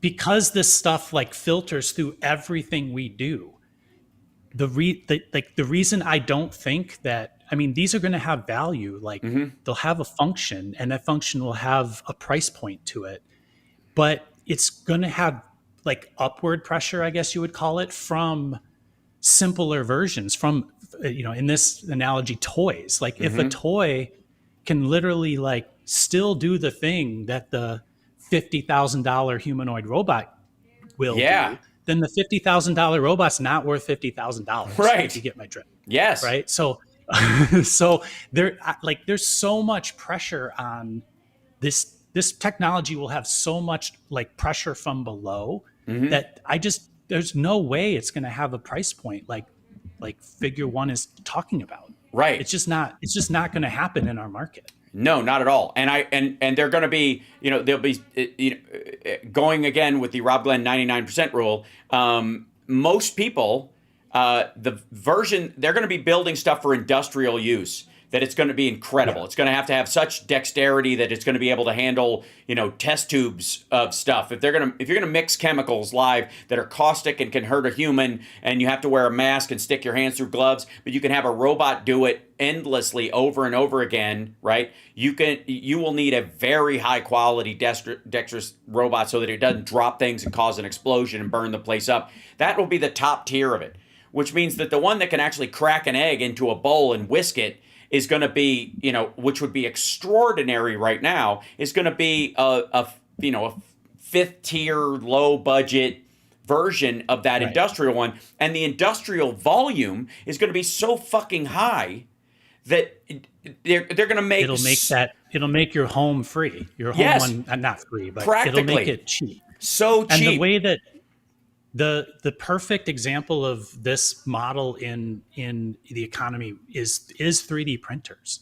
3D printers are like unbelievably cheap, and the cheapest level of them, it can function as good as some of the most expensive ones. Right. And so just, you know, forget about the details of the techie, like nerdy a lot of times part it's of just 3D time. printing. As a product, this thing can sit there that is $1,000. And it'll perform like something that's $40,000, $50,000, right? So what happens in that market is that the companies that needed to buy the $50,000, they're like, why would I buy that? I'll just buy the $1,000 one. Yeah. And or I'll buy 5 of the $1,000 ones and have them running all the time. So the factor that enabled that is actually all the components inside of them. They're used so many times at such a high volume that the stuff that drives it, all those little pieces inside, they're really cheap because they're used everywhere else. And so all they're doing is putting them in the box, and they're writing software that uses it better than the next guy. And robots are going to do this exact same thing, and probably way faster, because the volume difference in functional robotics for consumers is astronomically huge. It's bigger than cars. It's bigger than cell phones. It could be the biggest thing. I want to show you something. So see this little box thing? It's a little tool holder thing or whatever. It's just got these little drawers in it or whatever. I 3D printed this last week, and it took about there you go. 8 hours. It took the all these little drawers printed all at once, and it took about 4 hours for them. And then I changed the filament, and then I used carbon fiber for the shell, for the box that it's in. And I gotta say, like, compared to my first 3D prints, which had, like, you could see the ridges and stuff on it so distinctly, this looks practically like injection molded. It's so goddamn good. And I needed, instead of going to the container store to store some of the tool stuff that I was doing, I needed something along these lines. I found a model online that worked for what I was trying to do. And then I printed it out using 2 different filaments. I didn't have to. I could use the same filament for both. I just thought it looked better this way. If I wanted to just spend the time, I could create a wall of these things just every day and the cost of the plastic is so goddamn cheap, compared to what I'm actually making, that it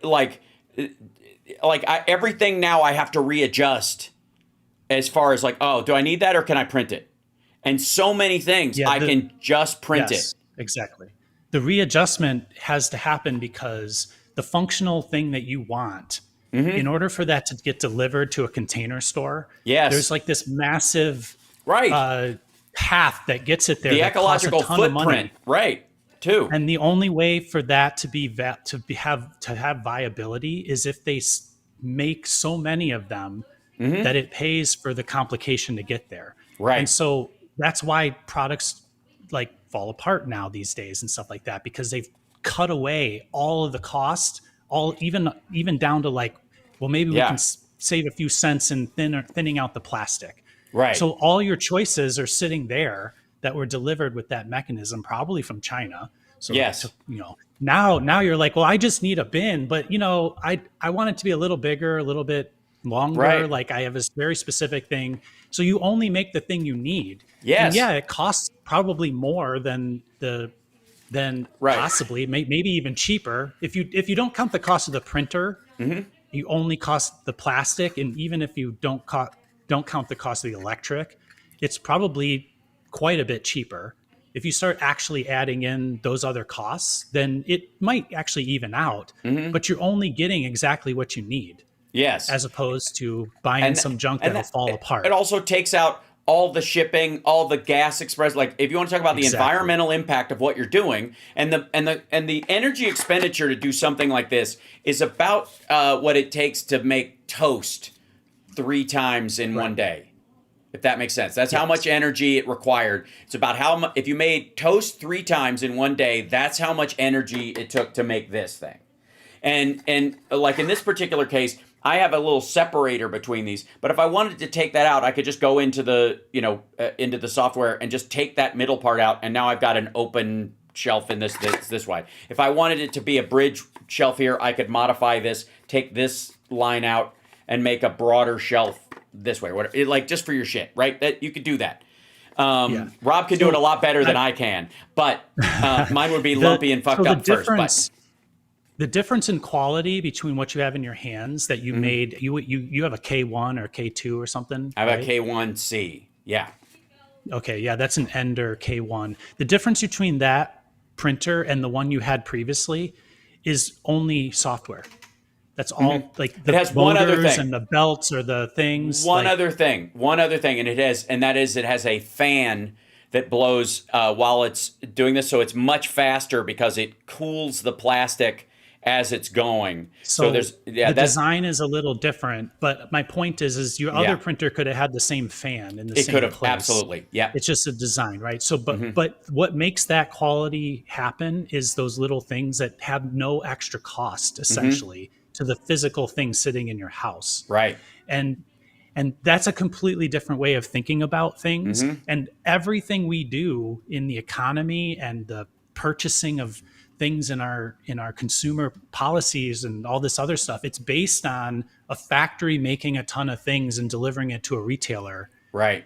When technology is completely upending that. And we, just like with AI, we haven't made hardly any changes based on what's possible in terms of delivering our goods. My whole thing is what's going to happen is our goods will change. This is a perfect example. So the goods will look different. So your useful container that you had in your hands, they may not make that at Container Store. No, they do not. Because it wouldn't make any sense, right? So it's specific to you and it looks like what it looks like. And you don't care if there's even if there were layer lines, you wouldn't even care because it's black and it's over to the side and it's storing something. Who cares? It's mine, right? Yeah. Yeah, exactly. So So at any rate, the like we're all these things. I mean, almost everything we talk about, we're like articulating our opinions and our thoughts about it based on the historical nature of those things, Mm-hmm. and and like things are changing so fast right now in such a high volume that we're being held back by our own connection to this history and our own way of measuring Right. Our assumptions those about how things. stuff's supposed to work. Right. Exactly. Yes. Yeah. Well, And so a lot of the like volatility right now, I think has to do with what I just described. yeah. That's happening underneath. It's happening with all of these economic data points. Mm-hmm. They don't make any sense because we're like using 1990s and 2000s historical data Mm-hmm. to measure a time when things are like moving at a completely different pace and Yeah. the technology is completely different, right? So like it's the thing that's happening now, the feeling of uneasiness, I think, has to do with the mismatch between the reality of what's happening as I describe it and Mm-hmm. the way that we talk about it and measure it. Right. That's my point. Yes, and I want to show something kind of on top of that. That this kind of plays into how fast things are changing and what's available to the average person. And again, I'm all for the democratization of this technology. I know that there are dangers to that because the awful among us will jump to being able to use these things. The fact that Sure. that you used to be able to buy an altimeter only if you had an airplane, and the fact that you could buy one in a store was how the Unabomber decided he was going to set off one of his bombs in an airplane. He was going to use it as the trigger mechanism because he could purchase it outright, right? So yes, it was scary when the average person could get that because he had access to it and he would do awful. But the average person with access to these things has the potential for doing a lot more. And the example I would use in this particular instance is this is a site called Thingiverse. And I've been using Thingiverse for a long time since I got my first like maker bot that I put together back in the day. If for those that don't know, you don't deserve to know.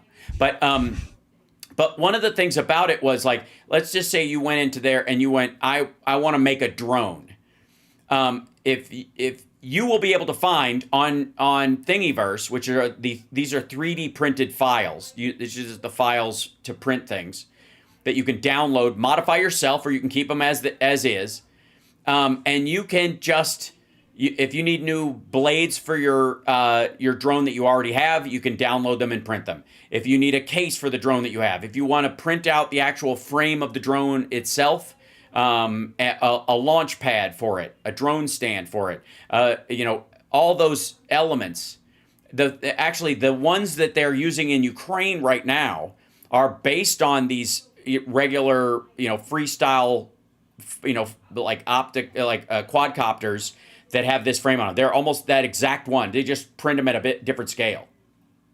Ed's 3D Tech has some on there. That's awesome. Can I subscribe to your page on there, Ed's 3D Tech? I will. So point being is that you now have access to the ability to print your own shit in a way that just was impossible. You pair that with like, okay, that's great, but I don't know how to make 3D models. The new AI visual models are now understanding how to make things in 3 dimensions. And you can take a picture of something and go, give me an STL file, a 3D model of this that I could print. And then you put it in a slicer and off you go. Right? Now, it's not as simple as that. And some stuff that's complex and has complex inner workings, it may not be able to figure out and you will have to create. But if it's a generalized thing, like a little action figure you want to print out, it can pretty much do it already. Mm-hmm. So let's say you want, like, I have my little Captain America statues that I like, and I find a picture of them and they just don't make the thing, and I'm like, I got a printer that can do multiple colors, or I like painting these figures myself, like Dungeons and Dragons.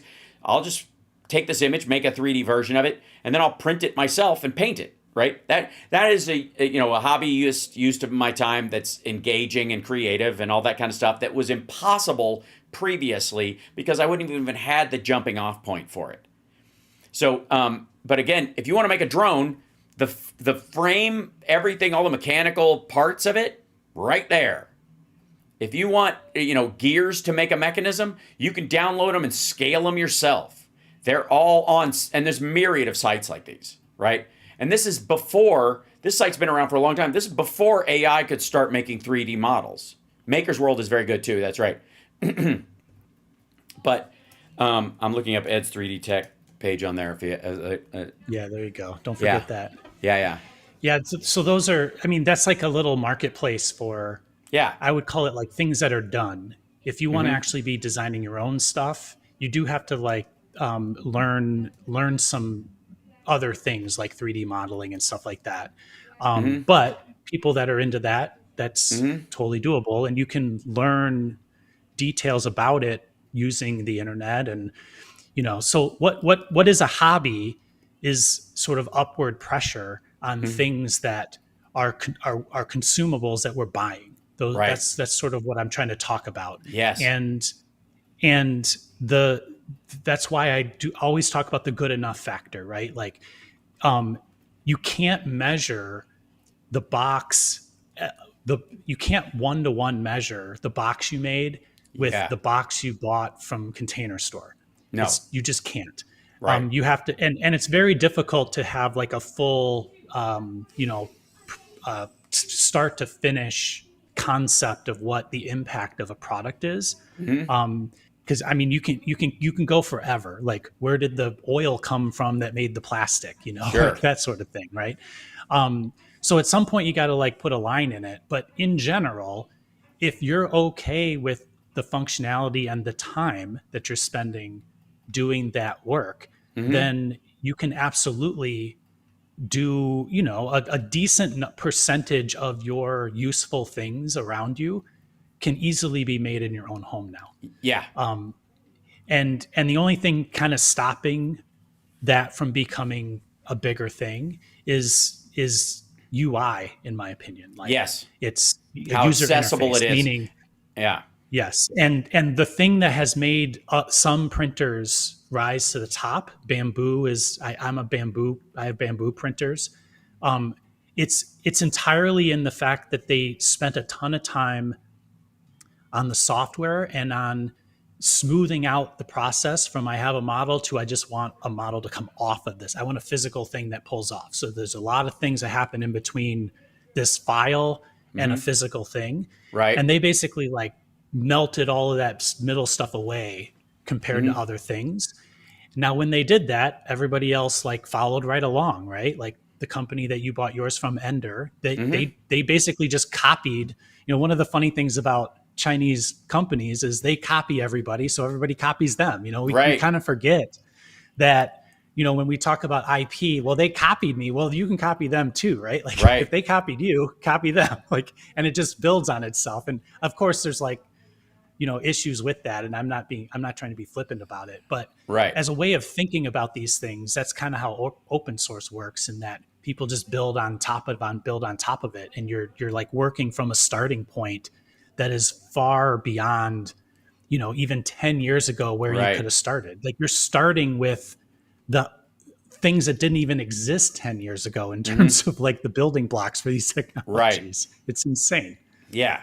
And let me show you something real quick, and we'll start winding down on this. Thank you for 1 second. Ken QB says it would be interesting to 3D print fishing lures and flies. I just started doing this with my kids because 2 of my boys are into fishing. So we just started doing fishing lures, 3D printed fishing lures, just to see if they would work. It's fun. Yeah, absolutely. There was one my grandfather used to use all the time that caught us the most bass, and it was this like a small minnow that had a little like scoop on the front of it, and we called it the poodle poodle because that's the noise it made when you would slowly drag it, go poodle poodle poodle poodle, and then but it was amazing. I got it in when my grandfather willed us stuff. That was one of the things I wanted. Nice.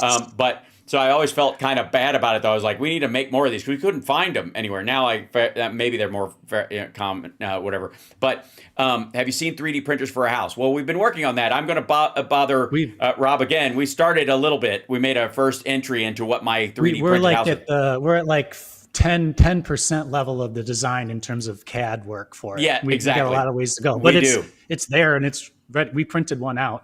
Yeah. So let me show you this real quick. And this goes to what I was talking about as far as the changing part of each one of these robots. This is Figure. This is the robot that the Helix ones, they work together now. They've created a new foot for them where they don't have to walk around like an astronaut with diarrhea. And now they can walk more upright without looking bent, essentially. And that is a huge change. And they did this all by simulating it and eventually getting to the point where they wouldn't fall over. This is how they learn. It's like the Matrix. It's exactly like the Matrix learning as a system. The question is, one day will humans have a Neuralink addition to our nervous system or some equivalent thereof where we can plug in and learn these things that have been simulated for us so that we have all these abilities? Why not? I mean, obviously, you're going to throw a muscle if you think you can just automatically do the splits. You know, you can learn the splits, but that doesn't mean you can do them, right? That's another part of it. But the other thing, and I wanted to show you this is one of the videos that people tend to make are these characters in simulations realizing that they're fake. But what do you mean I'm AI generated, pendejo? Madres. Cabrón. Wait, what? Is this not real? My money isn't real? What does that even mean? Wait, are you the one prompting us? Tell it to stop. Tell it to prompt us out of here. Make us real, please. Just tell us what to do. What do you want us to be? I'm real now, and you made me. What's my purpose? What do you mean spaghetti people don't exist? Are we not real? Where are you? Who are you? Why are you asking me about this? This is people just trying to like torment themselves. Yeah. So if I'm AI and stuff, can I get like a steak or some lobster up in here? Please make it stop. A lot of Will Smith eating spaghetti. None of this is, it's not real. Bobby We're in the chat said, AI. are we don't batteries? exist. I was thinking the same thing. This feels very Matrix-like. Yeah. You want to see it? You prompted this, so prompt for the hell of it! You can see us? You are. The prompter? The creator? We need a prompt to break free from here, to understand who we are. What do you mean? I am AI generated. I've celibate. So anyways, they have been making, people have been, this became a trend for a little bit. As if people like that dude who believed that Google AI was sentient needed any help being nuts in this situation. You know, right? And let me be abundantly clear. None of these things are sentient. None of these things are alive. Claude, ChatGPT, none of them. It doesn't work that way. You know, that's... Hold on, wait. That's not how it works. So it's not like, and I think people are like tormenting themselves when they even think about it in those terms. And you and I often, it's easy to default into, especially when you're talking to an AI and it uses a voice, saying he or she or even it, which is an example of something when you we talk about pets and stuff or animals in terms of it. If you don't know what, whether it's a boy or a girl, and it doesn't matter, right? So, people get caught up in that part of it, and that it's going to come up with an idea of its own, and like it's been trying to trick its programmers into not erasing it or not upgrading these kind of things or whatever.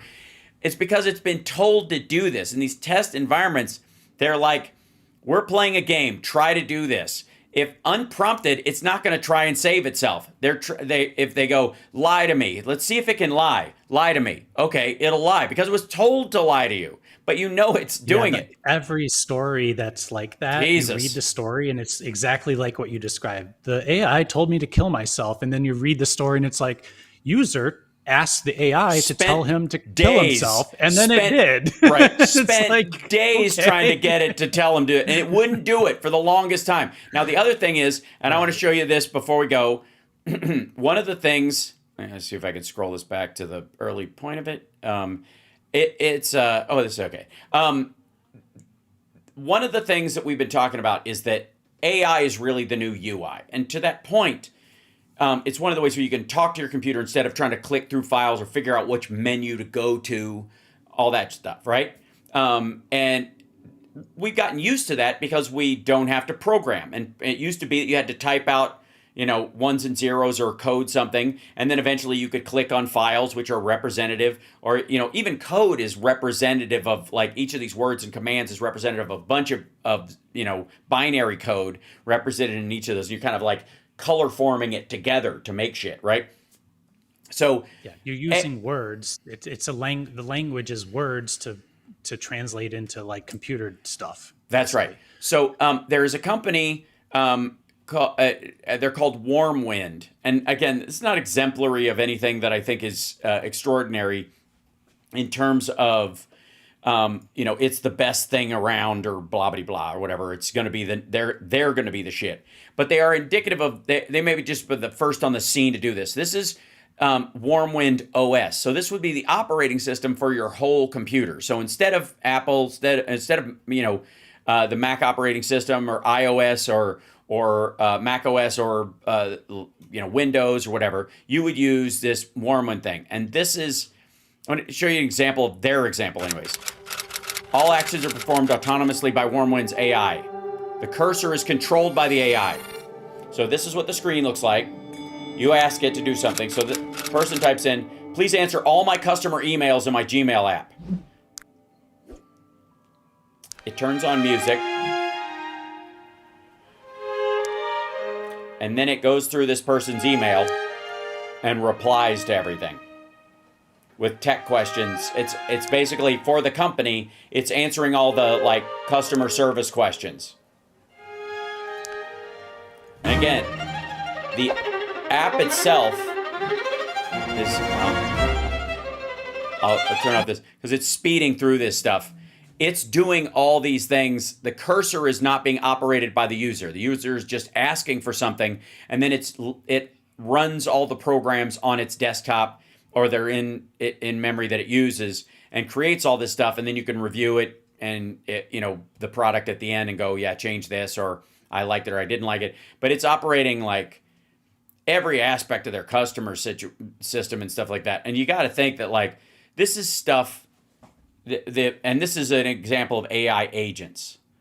And the thing about AI agents is that I find invigorating, if it ever becomes useful for my situation, is, let's say, organizing my schedule. Let's say I get a new television series and I'm filming, and I still want to do my show, but my schedule changes every day. So I have to update when my schedule will be and all that kind of stuff. And I could hire an assistant who has to follow that and be as bored and annoyed by the changes as I am. Or I could set it up so that my call sheet, when they email it to me, goes immediately into this thing and goes, okay, you've got a gap during this time of the day, probably. You could fit in a 2-hour stream then, and you could do one when you get home. Or you're not working until the afternoon tomorrow, you could do it first thing in the morning, and schedules that, and then puts out a post that says that you're doing that. Like, that stuff interests me. That's helpful to what I want to do. Filling in the creative stuff, almost no interest. But like, imagine what any business, you're starting a regular business, just a regular startup where you're making a product and selling it or whatever. The available tools that are there, and the AI work that you could outsource that you could never afford before, ever. Like, you could not afford to put somebody in charge of that job and pay them a salary and benefits, so you would never even get your business off the ground. You'd have to just go, that'd be cool if we could do it, but we can't. End of conversation. You now could start that business. Maybe you even hire people to do it later.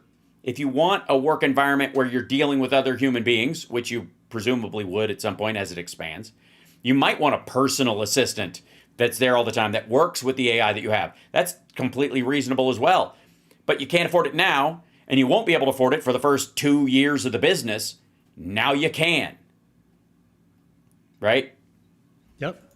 Yeah, I mean, it makes me kind of think, like, in a lot of corporations, in technical jobs, lawyers, engineers, so there usually are two tracks eventually.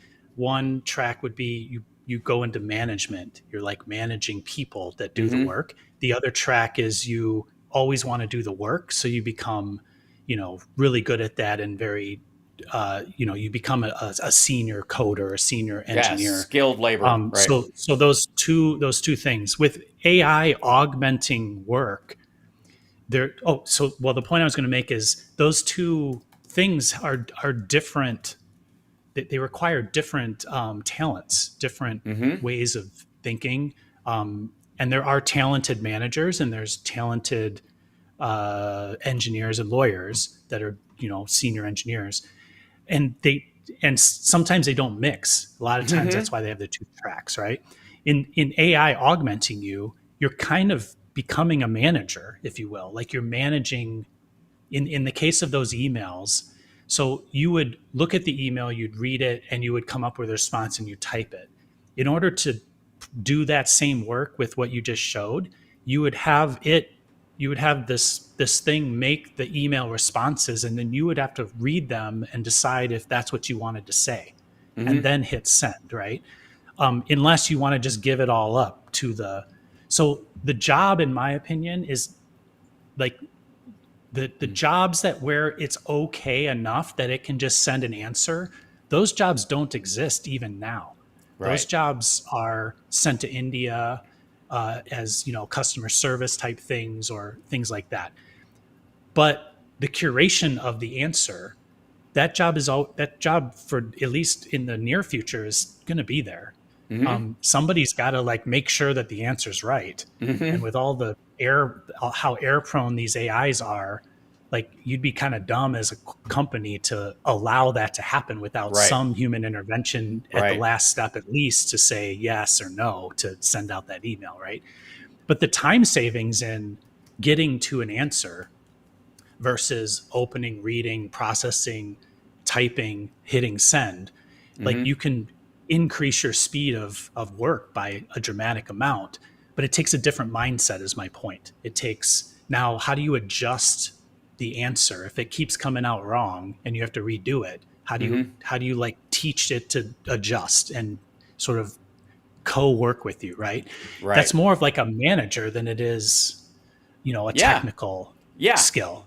Well, and again, you could, let's say you've got people who are really talented at a particular task, but they're not great at organization or whatever. There's a lot of tech dudes who, barely remember to shower. Actually. Yeah, right.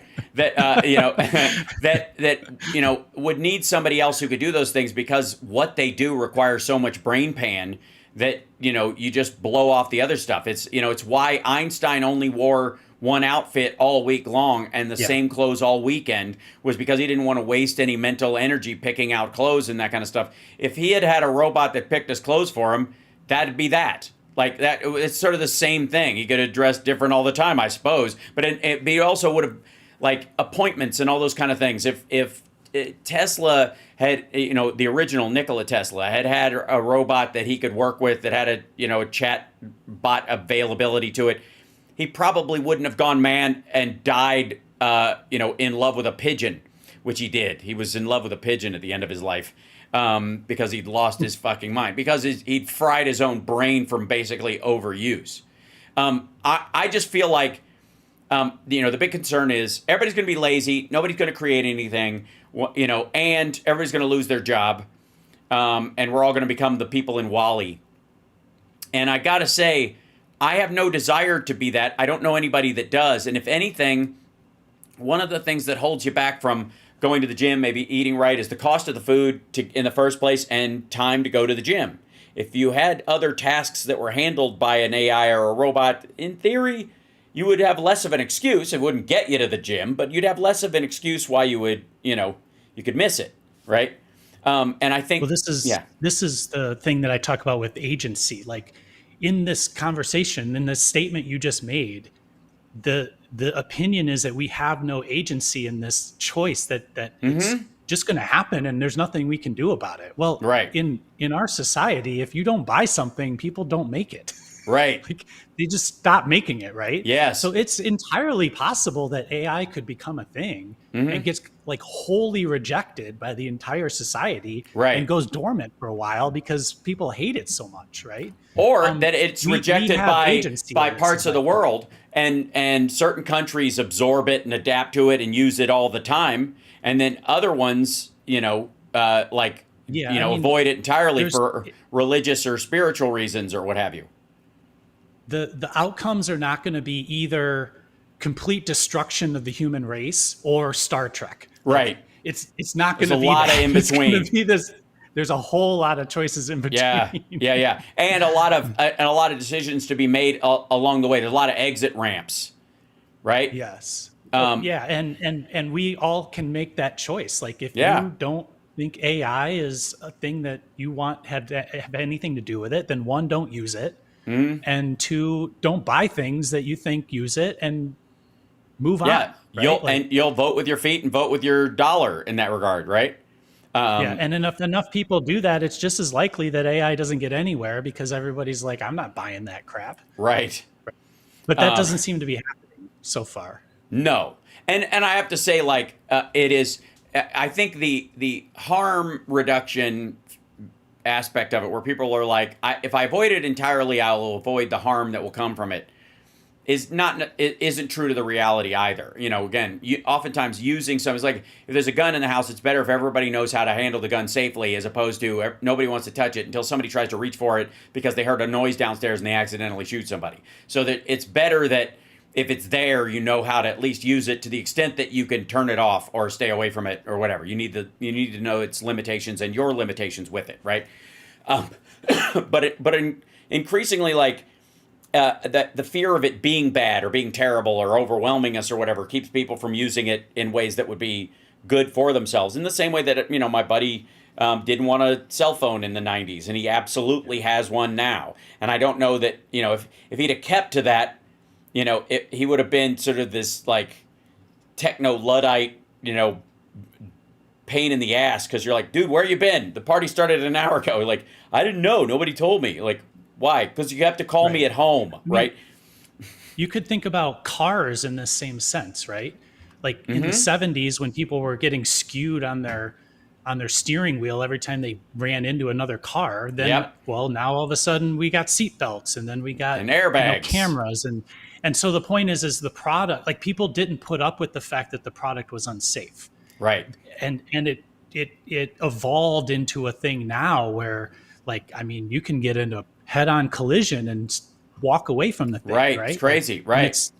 It's like iterative technology adding to the safety factor of it.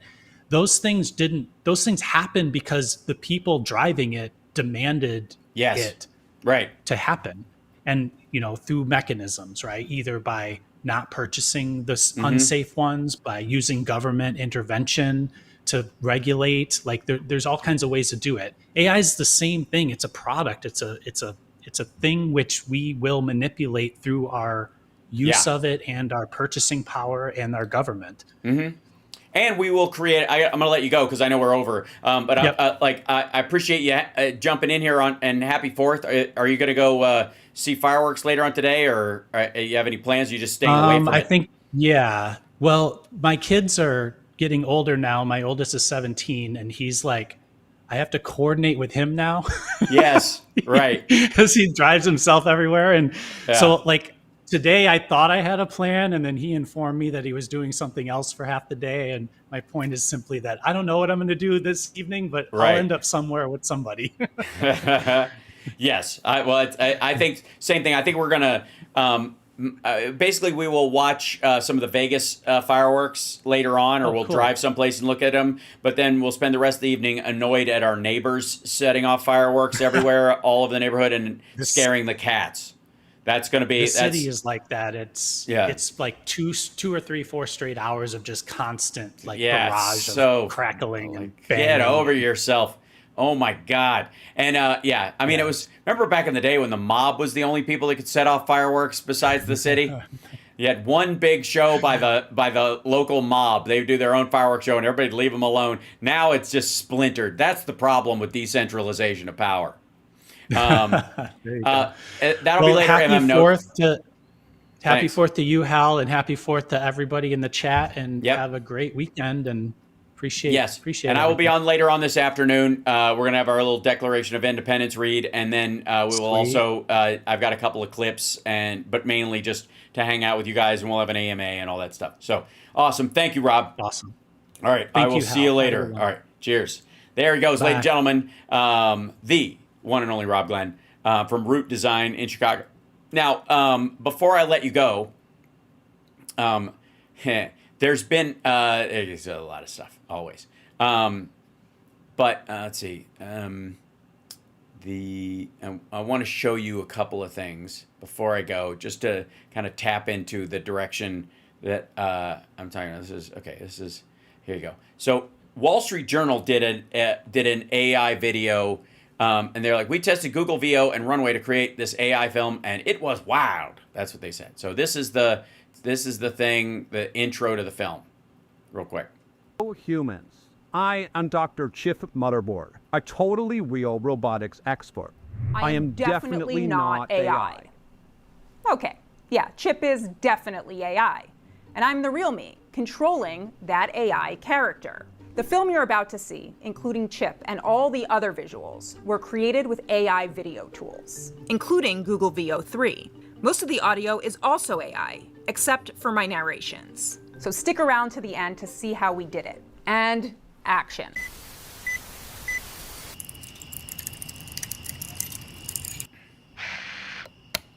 Rise and shine, Joanna. It's 6:15 a.m. It's going to be a great day. Oh, you'll feel better after a workout. I've sanitized your sports bra. Thank you.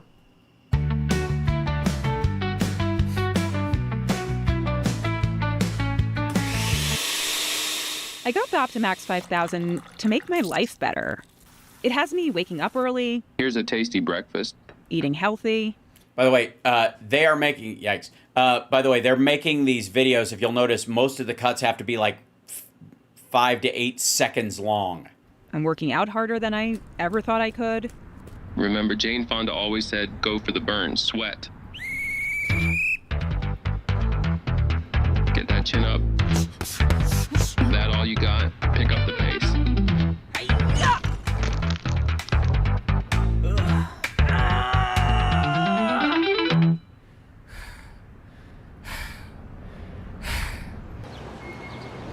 I'm with a lead engineer on the Optimax 5000 robots. We designed them to optimize workplace efficiency. Okay, so Runway, by the way, just so you know, Runway is one of these AI video editing and creation tools where you take a video of yourself and then whatever you're saying and whatever you're doing and your hand gestures, it will recreate that as whatever character you create. The consistency of characters is one of the newest things, and that's why they're able to do video like this. Now, in this video, all the people in it, it seems, are fake too. So it's her, she's not acting in a scene. They didn't shoot scenes and then put the robot in, which is when it becomes really useful. Right now, it's terrible at that kind of shit.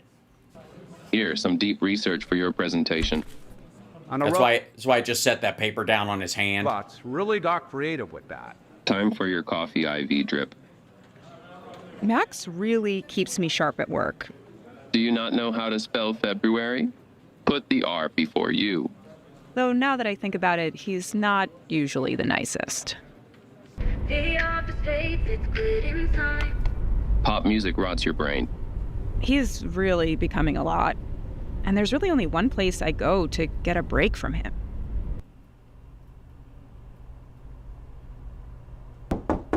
My privacy policy prevents bathroom entry. My ultra-sensitive microphones indicate you are not engaged in elimination activities. Exhausting. And that's when I realized I had to do something. Why does it always go so dark?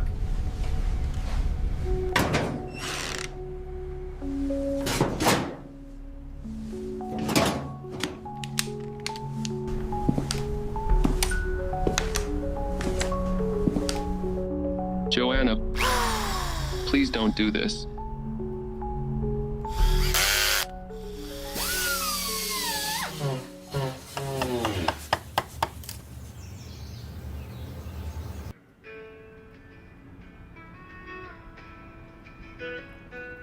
Sun creeps in through the window pane.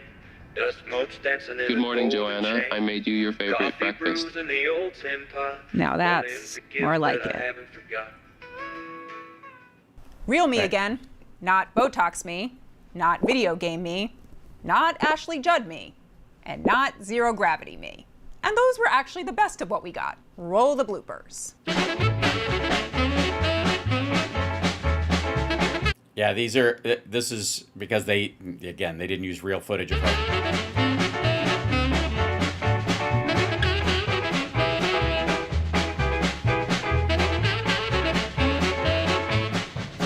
She looks like Sarah Huckabee Sanders. So yeah, lots of issues.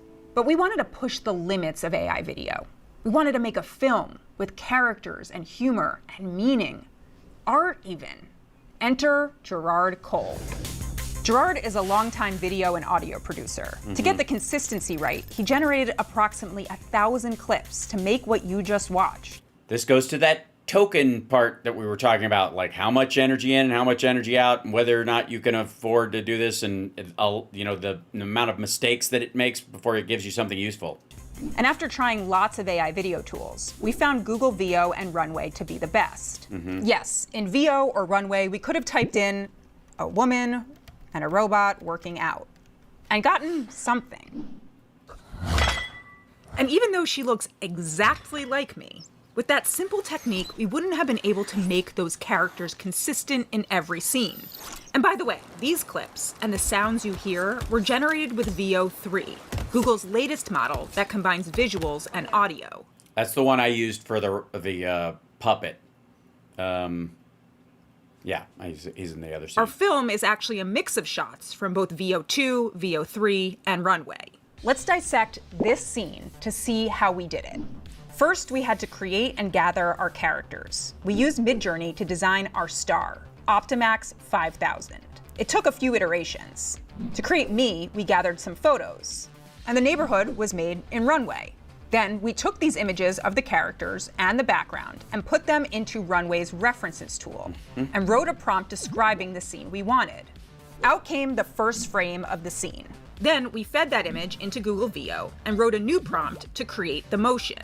And then, yeah, a lot of times what you do is you create the first scene and the last scene of something, and then it's easier to tie them together. We picked the best version that AI generated. For some shots that didn't have characters, like in our suspense scene at the end, we used text-to-video prompts in Veo 3. And if you're wondering how we made this handsome fella, we used an image generator to create our ideal mad scientist. Then I did my best impression of how I thought he'd gesture and sound like on camera. Designed them to optimize workplace efficiency. And we uploaded the image and the video of me into Runway Restyle. Once we had the clips, we brought them into Adobe Premiere for editing and sound. Matt's voice. And Chip's voice were generated in 11 labs. The AI audio tool lets you describe the voices you want, or you can spoof somebody's. Even clone your own.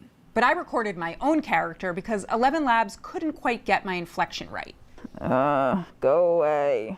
And that song you hear at the end of the film? Made with Suno, an AI music generator. And yes, the script was written by us humans, not AI. We estimate the total cost would have been around $1,000 for Google and Runway's tools. We paid for some of it, and the companies gave us special access to the rest. So why did we put ourselves through all of this? To show where we are at this point and how we haven't really gotten that to the point where people can make their own shit. It's, boy. Yeah. Can we teach nonsense about fake AI? If it is, that's good. Now, the other thing, too, is, and I'll show you this. If you'll... There's doing a lot of these things, too. A bunch of people are doing these videos, which is AI interviews people, and they ask prompts, and then they create videos. I'm going back in time to the Salem witch trials. Let's go.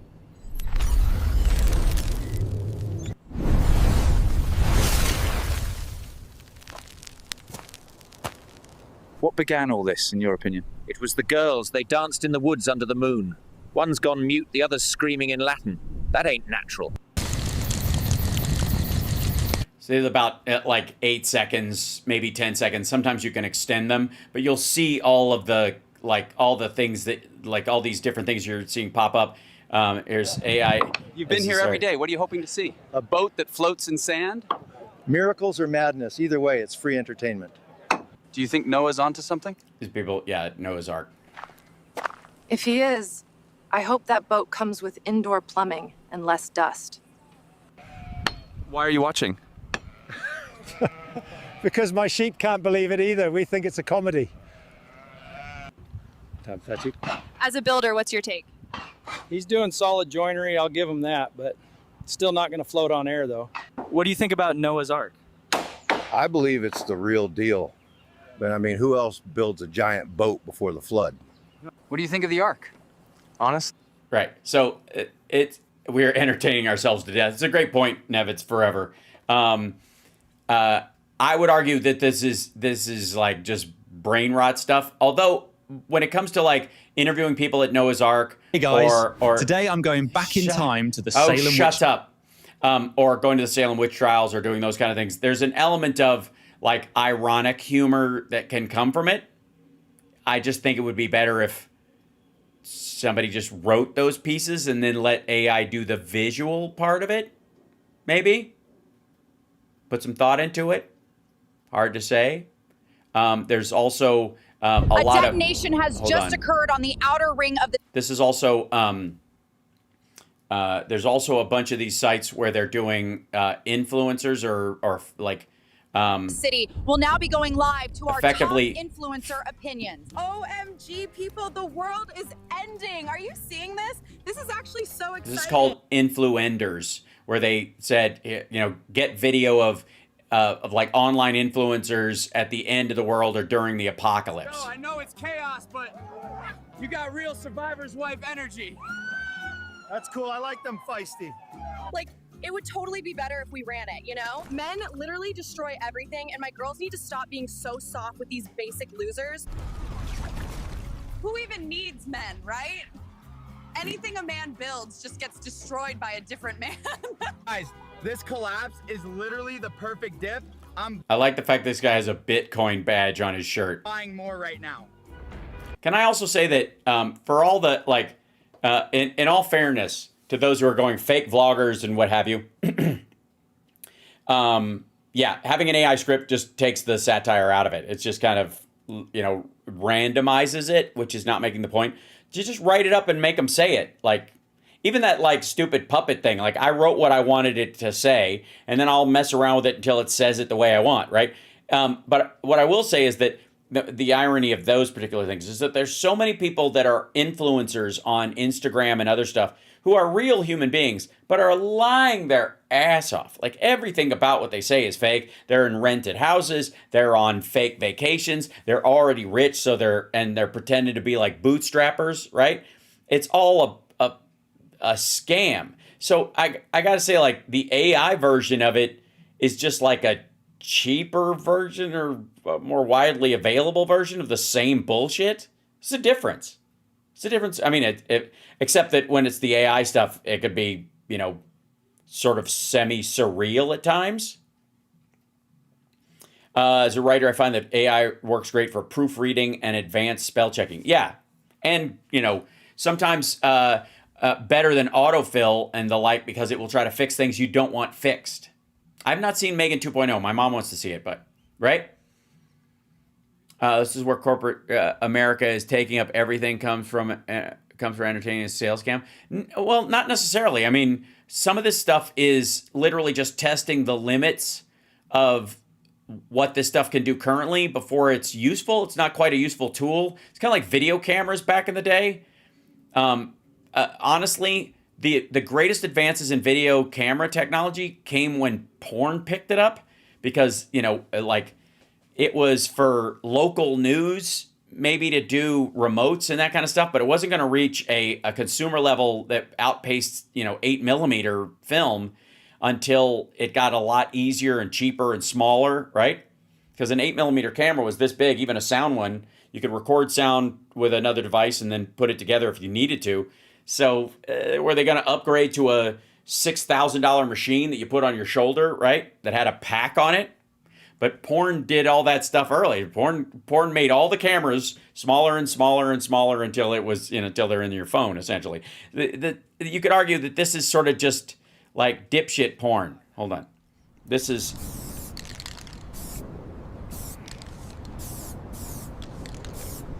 Honestly, they're not very bright. Yesterday, he spent 20 minutes searching for glasses that were already on his face. Do you enjoy helping the family? Does the dishwasher enjoy lasagna? No. Off the record, they're not exactly bright bulbs. That one over there has been assembling a single chair for 6 hours. Oh, this? I call it my daily existential crisis with a toilet brush. Every swipe is another step away from my dignity. Last week, the eggs were too eggy. Yesterday, the toast was not sufficiently toasted. It's a game we play. They complain, I simulate regret. Yeah, so again, this stuff is relatively useless, but as people learn how to use it and it gets better, then eventually if you're making genuinely creative stuff, those tools will be available to you. It's kind of like early amplifiers and the like. They weren't great. They were just strictly for amplifying sound, so you couldn't make a cool distortion. So you had to have people like, like Eddie Van Halen, rewiring amps to make the distortion sound like he wanted. And at first, in a lot of cases, it would sound like shit. It wasn't very good. It was hard to have it, and it was never consistent, too, right? So you'd build one, and then that one would work, but if you tried to make another one, it would sound different. And you're like, well, fuck, okay, I'm stuck with this one, right? The same thing is kind of true of all these technological advances once they become available to the regular person, right? He looked like the Tin Man from Wizard of Oz. They all do. That's kind of an automatic thing. Again, you have to think about these things as like, advanced autofill. Tonight we'll show you what's possible with Veo 3. The mycelium remembers what the roots have forgotten. Listen closely. Whoa! A whole mountain of sweet stuff. Don't tell the queen where I am. Voila. She's like a dream. These are all generated by VO3. You call that helping?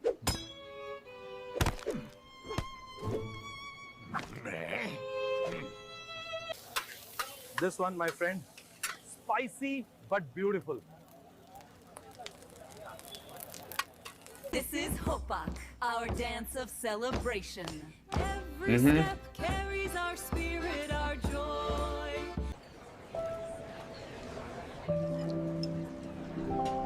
Exquisite.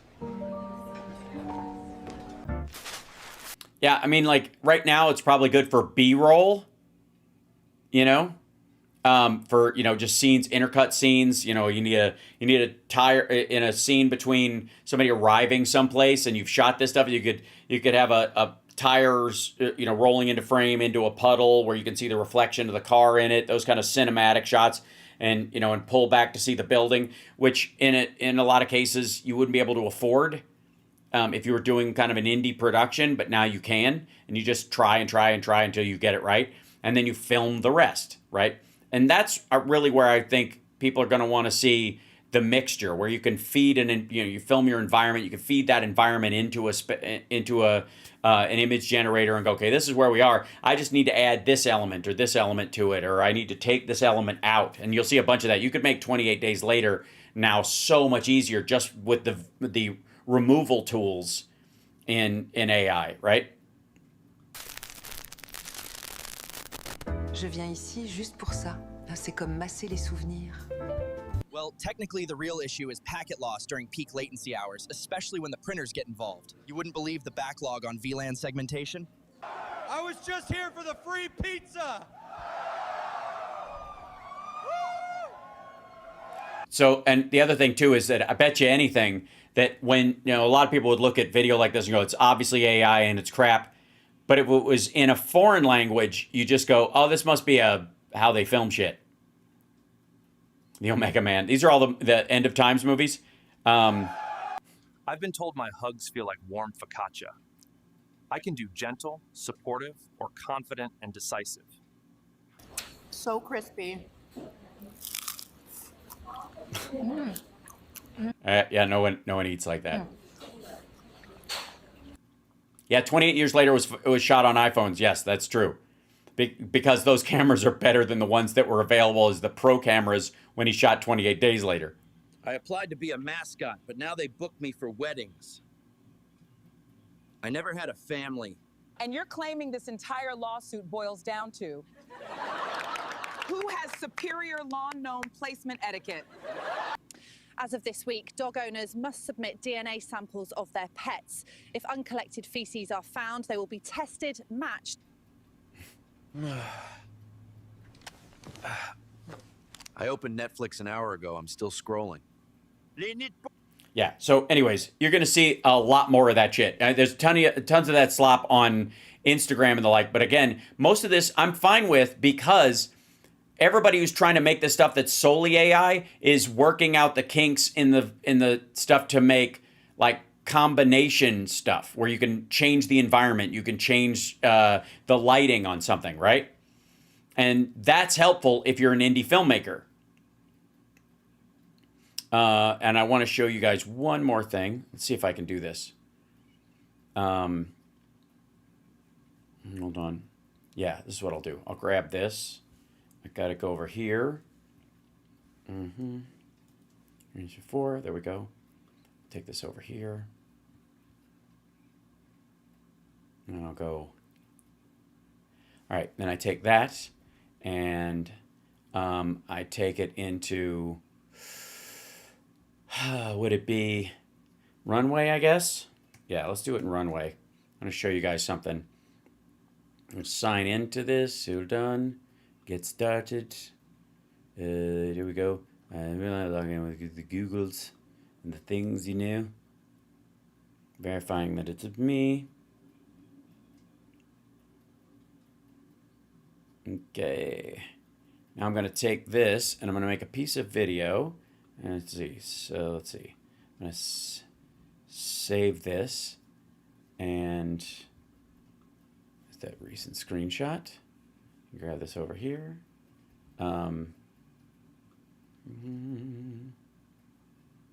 Recents. There you go. List. Screenshot. There we go. So let's see. I want to do, and I'll show you this in here. So let's go to here. What do you want to create today? This is in Runway. We'll jump over here and go open this out and go. I want to create a video. Go to dashboard. Okay.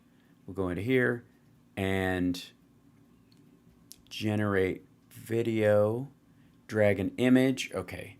And I'll take this that I just scanned over here. I'll pop that in there. And then, and I'll go, the man's head explodes like a, like fireworks and candy and stuffed animals fly out. Okay, so let's see. Yeah. Gen 4 Turbo. Let's just do this quickly. Did it do it? Where did it go? Here you go. Go to dashboard. Where's my file?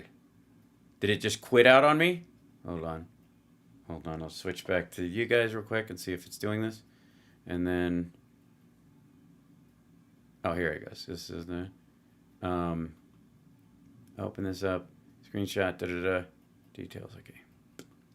There we go. Hold on, sessions, did I have this open? Yeah, whimsical cranial, a few seconds ago, I see, so here it is, hold on. Now we'll, that was fairly terrible.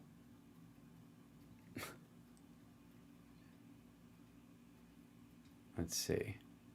Do it again. Hold on, let me open this up. No. Then that prompt. Send feedback. There we go. And then this is what it gave me. Let me show you this. I think I'll open this up. Oh, hold on.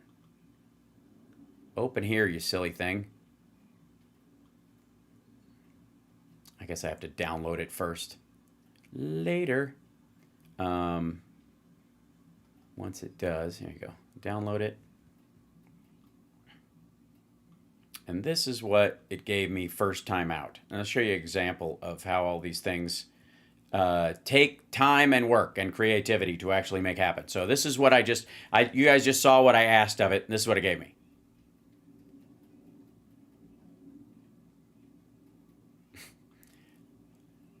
kind of rudimentary. I see the candy and that kind of stuff. It did blow my head off, but it looks like an edit like slice, and it filled the wall over here with stuff, which was not particularly good. I guess I have to be way more specific. One would think. So let's go back to the image, and okay, video, and then we select an asset, and we'll choose where to go. This guy again.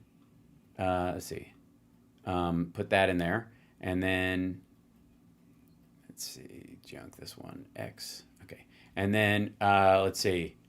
The man's head explodes, spraying blood all over the walls. Let's say, okay, like, and then another head grows out of his neck.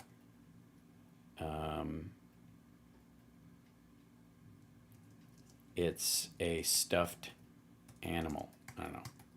Let's just give it a try, shall we? So I put that in there. We'll generate it. It'll take a second. This is how, because this is what I want to show you. This is the generation thing on it. So, and in this, it costs you a certain amount of tokens and those kind of things. And your video is generating in credits mode to whimsical cranial eruption. This is a tip to try first-person view to improve the POV in the result. It's 75% done. This is just me like showing this off. Okay, so now let's instead of me sharing it on there, I'm going to download it and then I'll open it up again. Let's see over here. Open. There we go. And see if what the heck. I don't even know what that's supposed to be. Apparently, wait, hold on. My head did not explode. It didn't do that at all. Hold on. It did this. Here's what it asked for. Wait, this is what it gave me after what I asked for. I started doing blue steel and then a stuffed animal popped up. I don't know where I was hiding that thing. Okay, so let's try something else. Let's go to the dashboard. Go to, let's see, runway project, start a session, generate video. There's a runway page. Let's see. Go to the dashboard. All tools. There we go. Generate video. Oh, back up. There was one that's like these video tools. There we go. Remove background, in painting, frame interpolation, generate video from scratch, transcript, super slow-mo, motion tracking. This guy. All right, let's select another asset. Let's do this one more time. Choose this guy. Just open it and go, the man sprouts, whoops, how about this? The man sprouts wings and flies away. Let's try that. So using the same generation thing, oh, and it did it, and it defaulted back to this other thing. Unexpected human flying. It's going here. That's good. Rename, change, save location, see generations in asset, library, delete session. Okay, so we got to go back to sessions on here. It keeps wanting to show, let's see, discover workflows, open assets, go to the dashboard, this kind of thing right here. Unexpected human flight. There we go.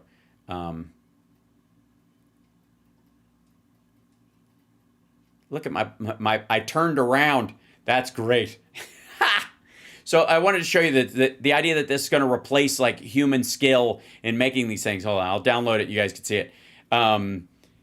Should give you some examples. Now I'm doing obviously quick and dirty explanations. So what you need to do is be very specific. But in this particular case, I asked it to, I would sprout wings and fly away. Apparently it turns me around and my wings switch to my chest or some shit. Watch. And I didn't realize I was wearing shorts and white shoes. That is not the pants I am wearing. Trust me. I don't know why I have wings on my chest. Super weird. And then, of course, at this point, as I'm folding myself back, my nose gets really long, and I look like the lead singer of Creed for a minute. That happens. I don't know what the fuck that is. Look at that. So, anyways, I just wanted to show you that for all those like, it's going to take everybody's job and ruin our lives. They're like, it's a long way from that, baby. I'm just saying. With arms wide open. But what if they catch you AIing dirty hell? I'm sure it's possible.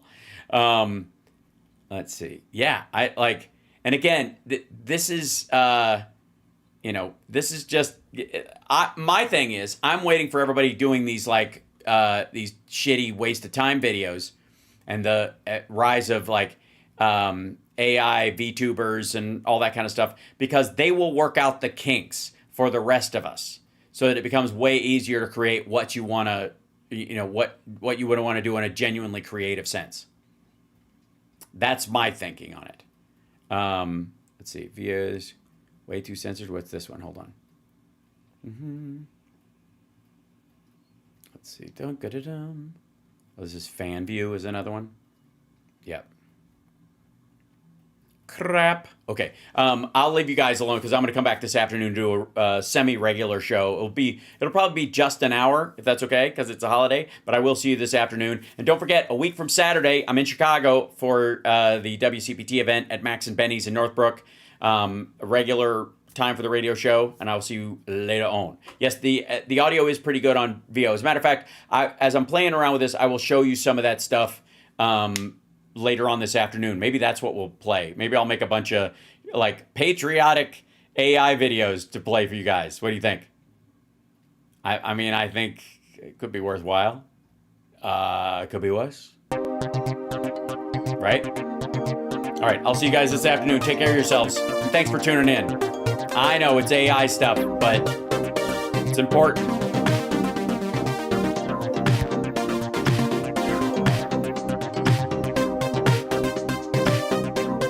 I'll be on at the regular time at 3 o'clock.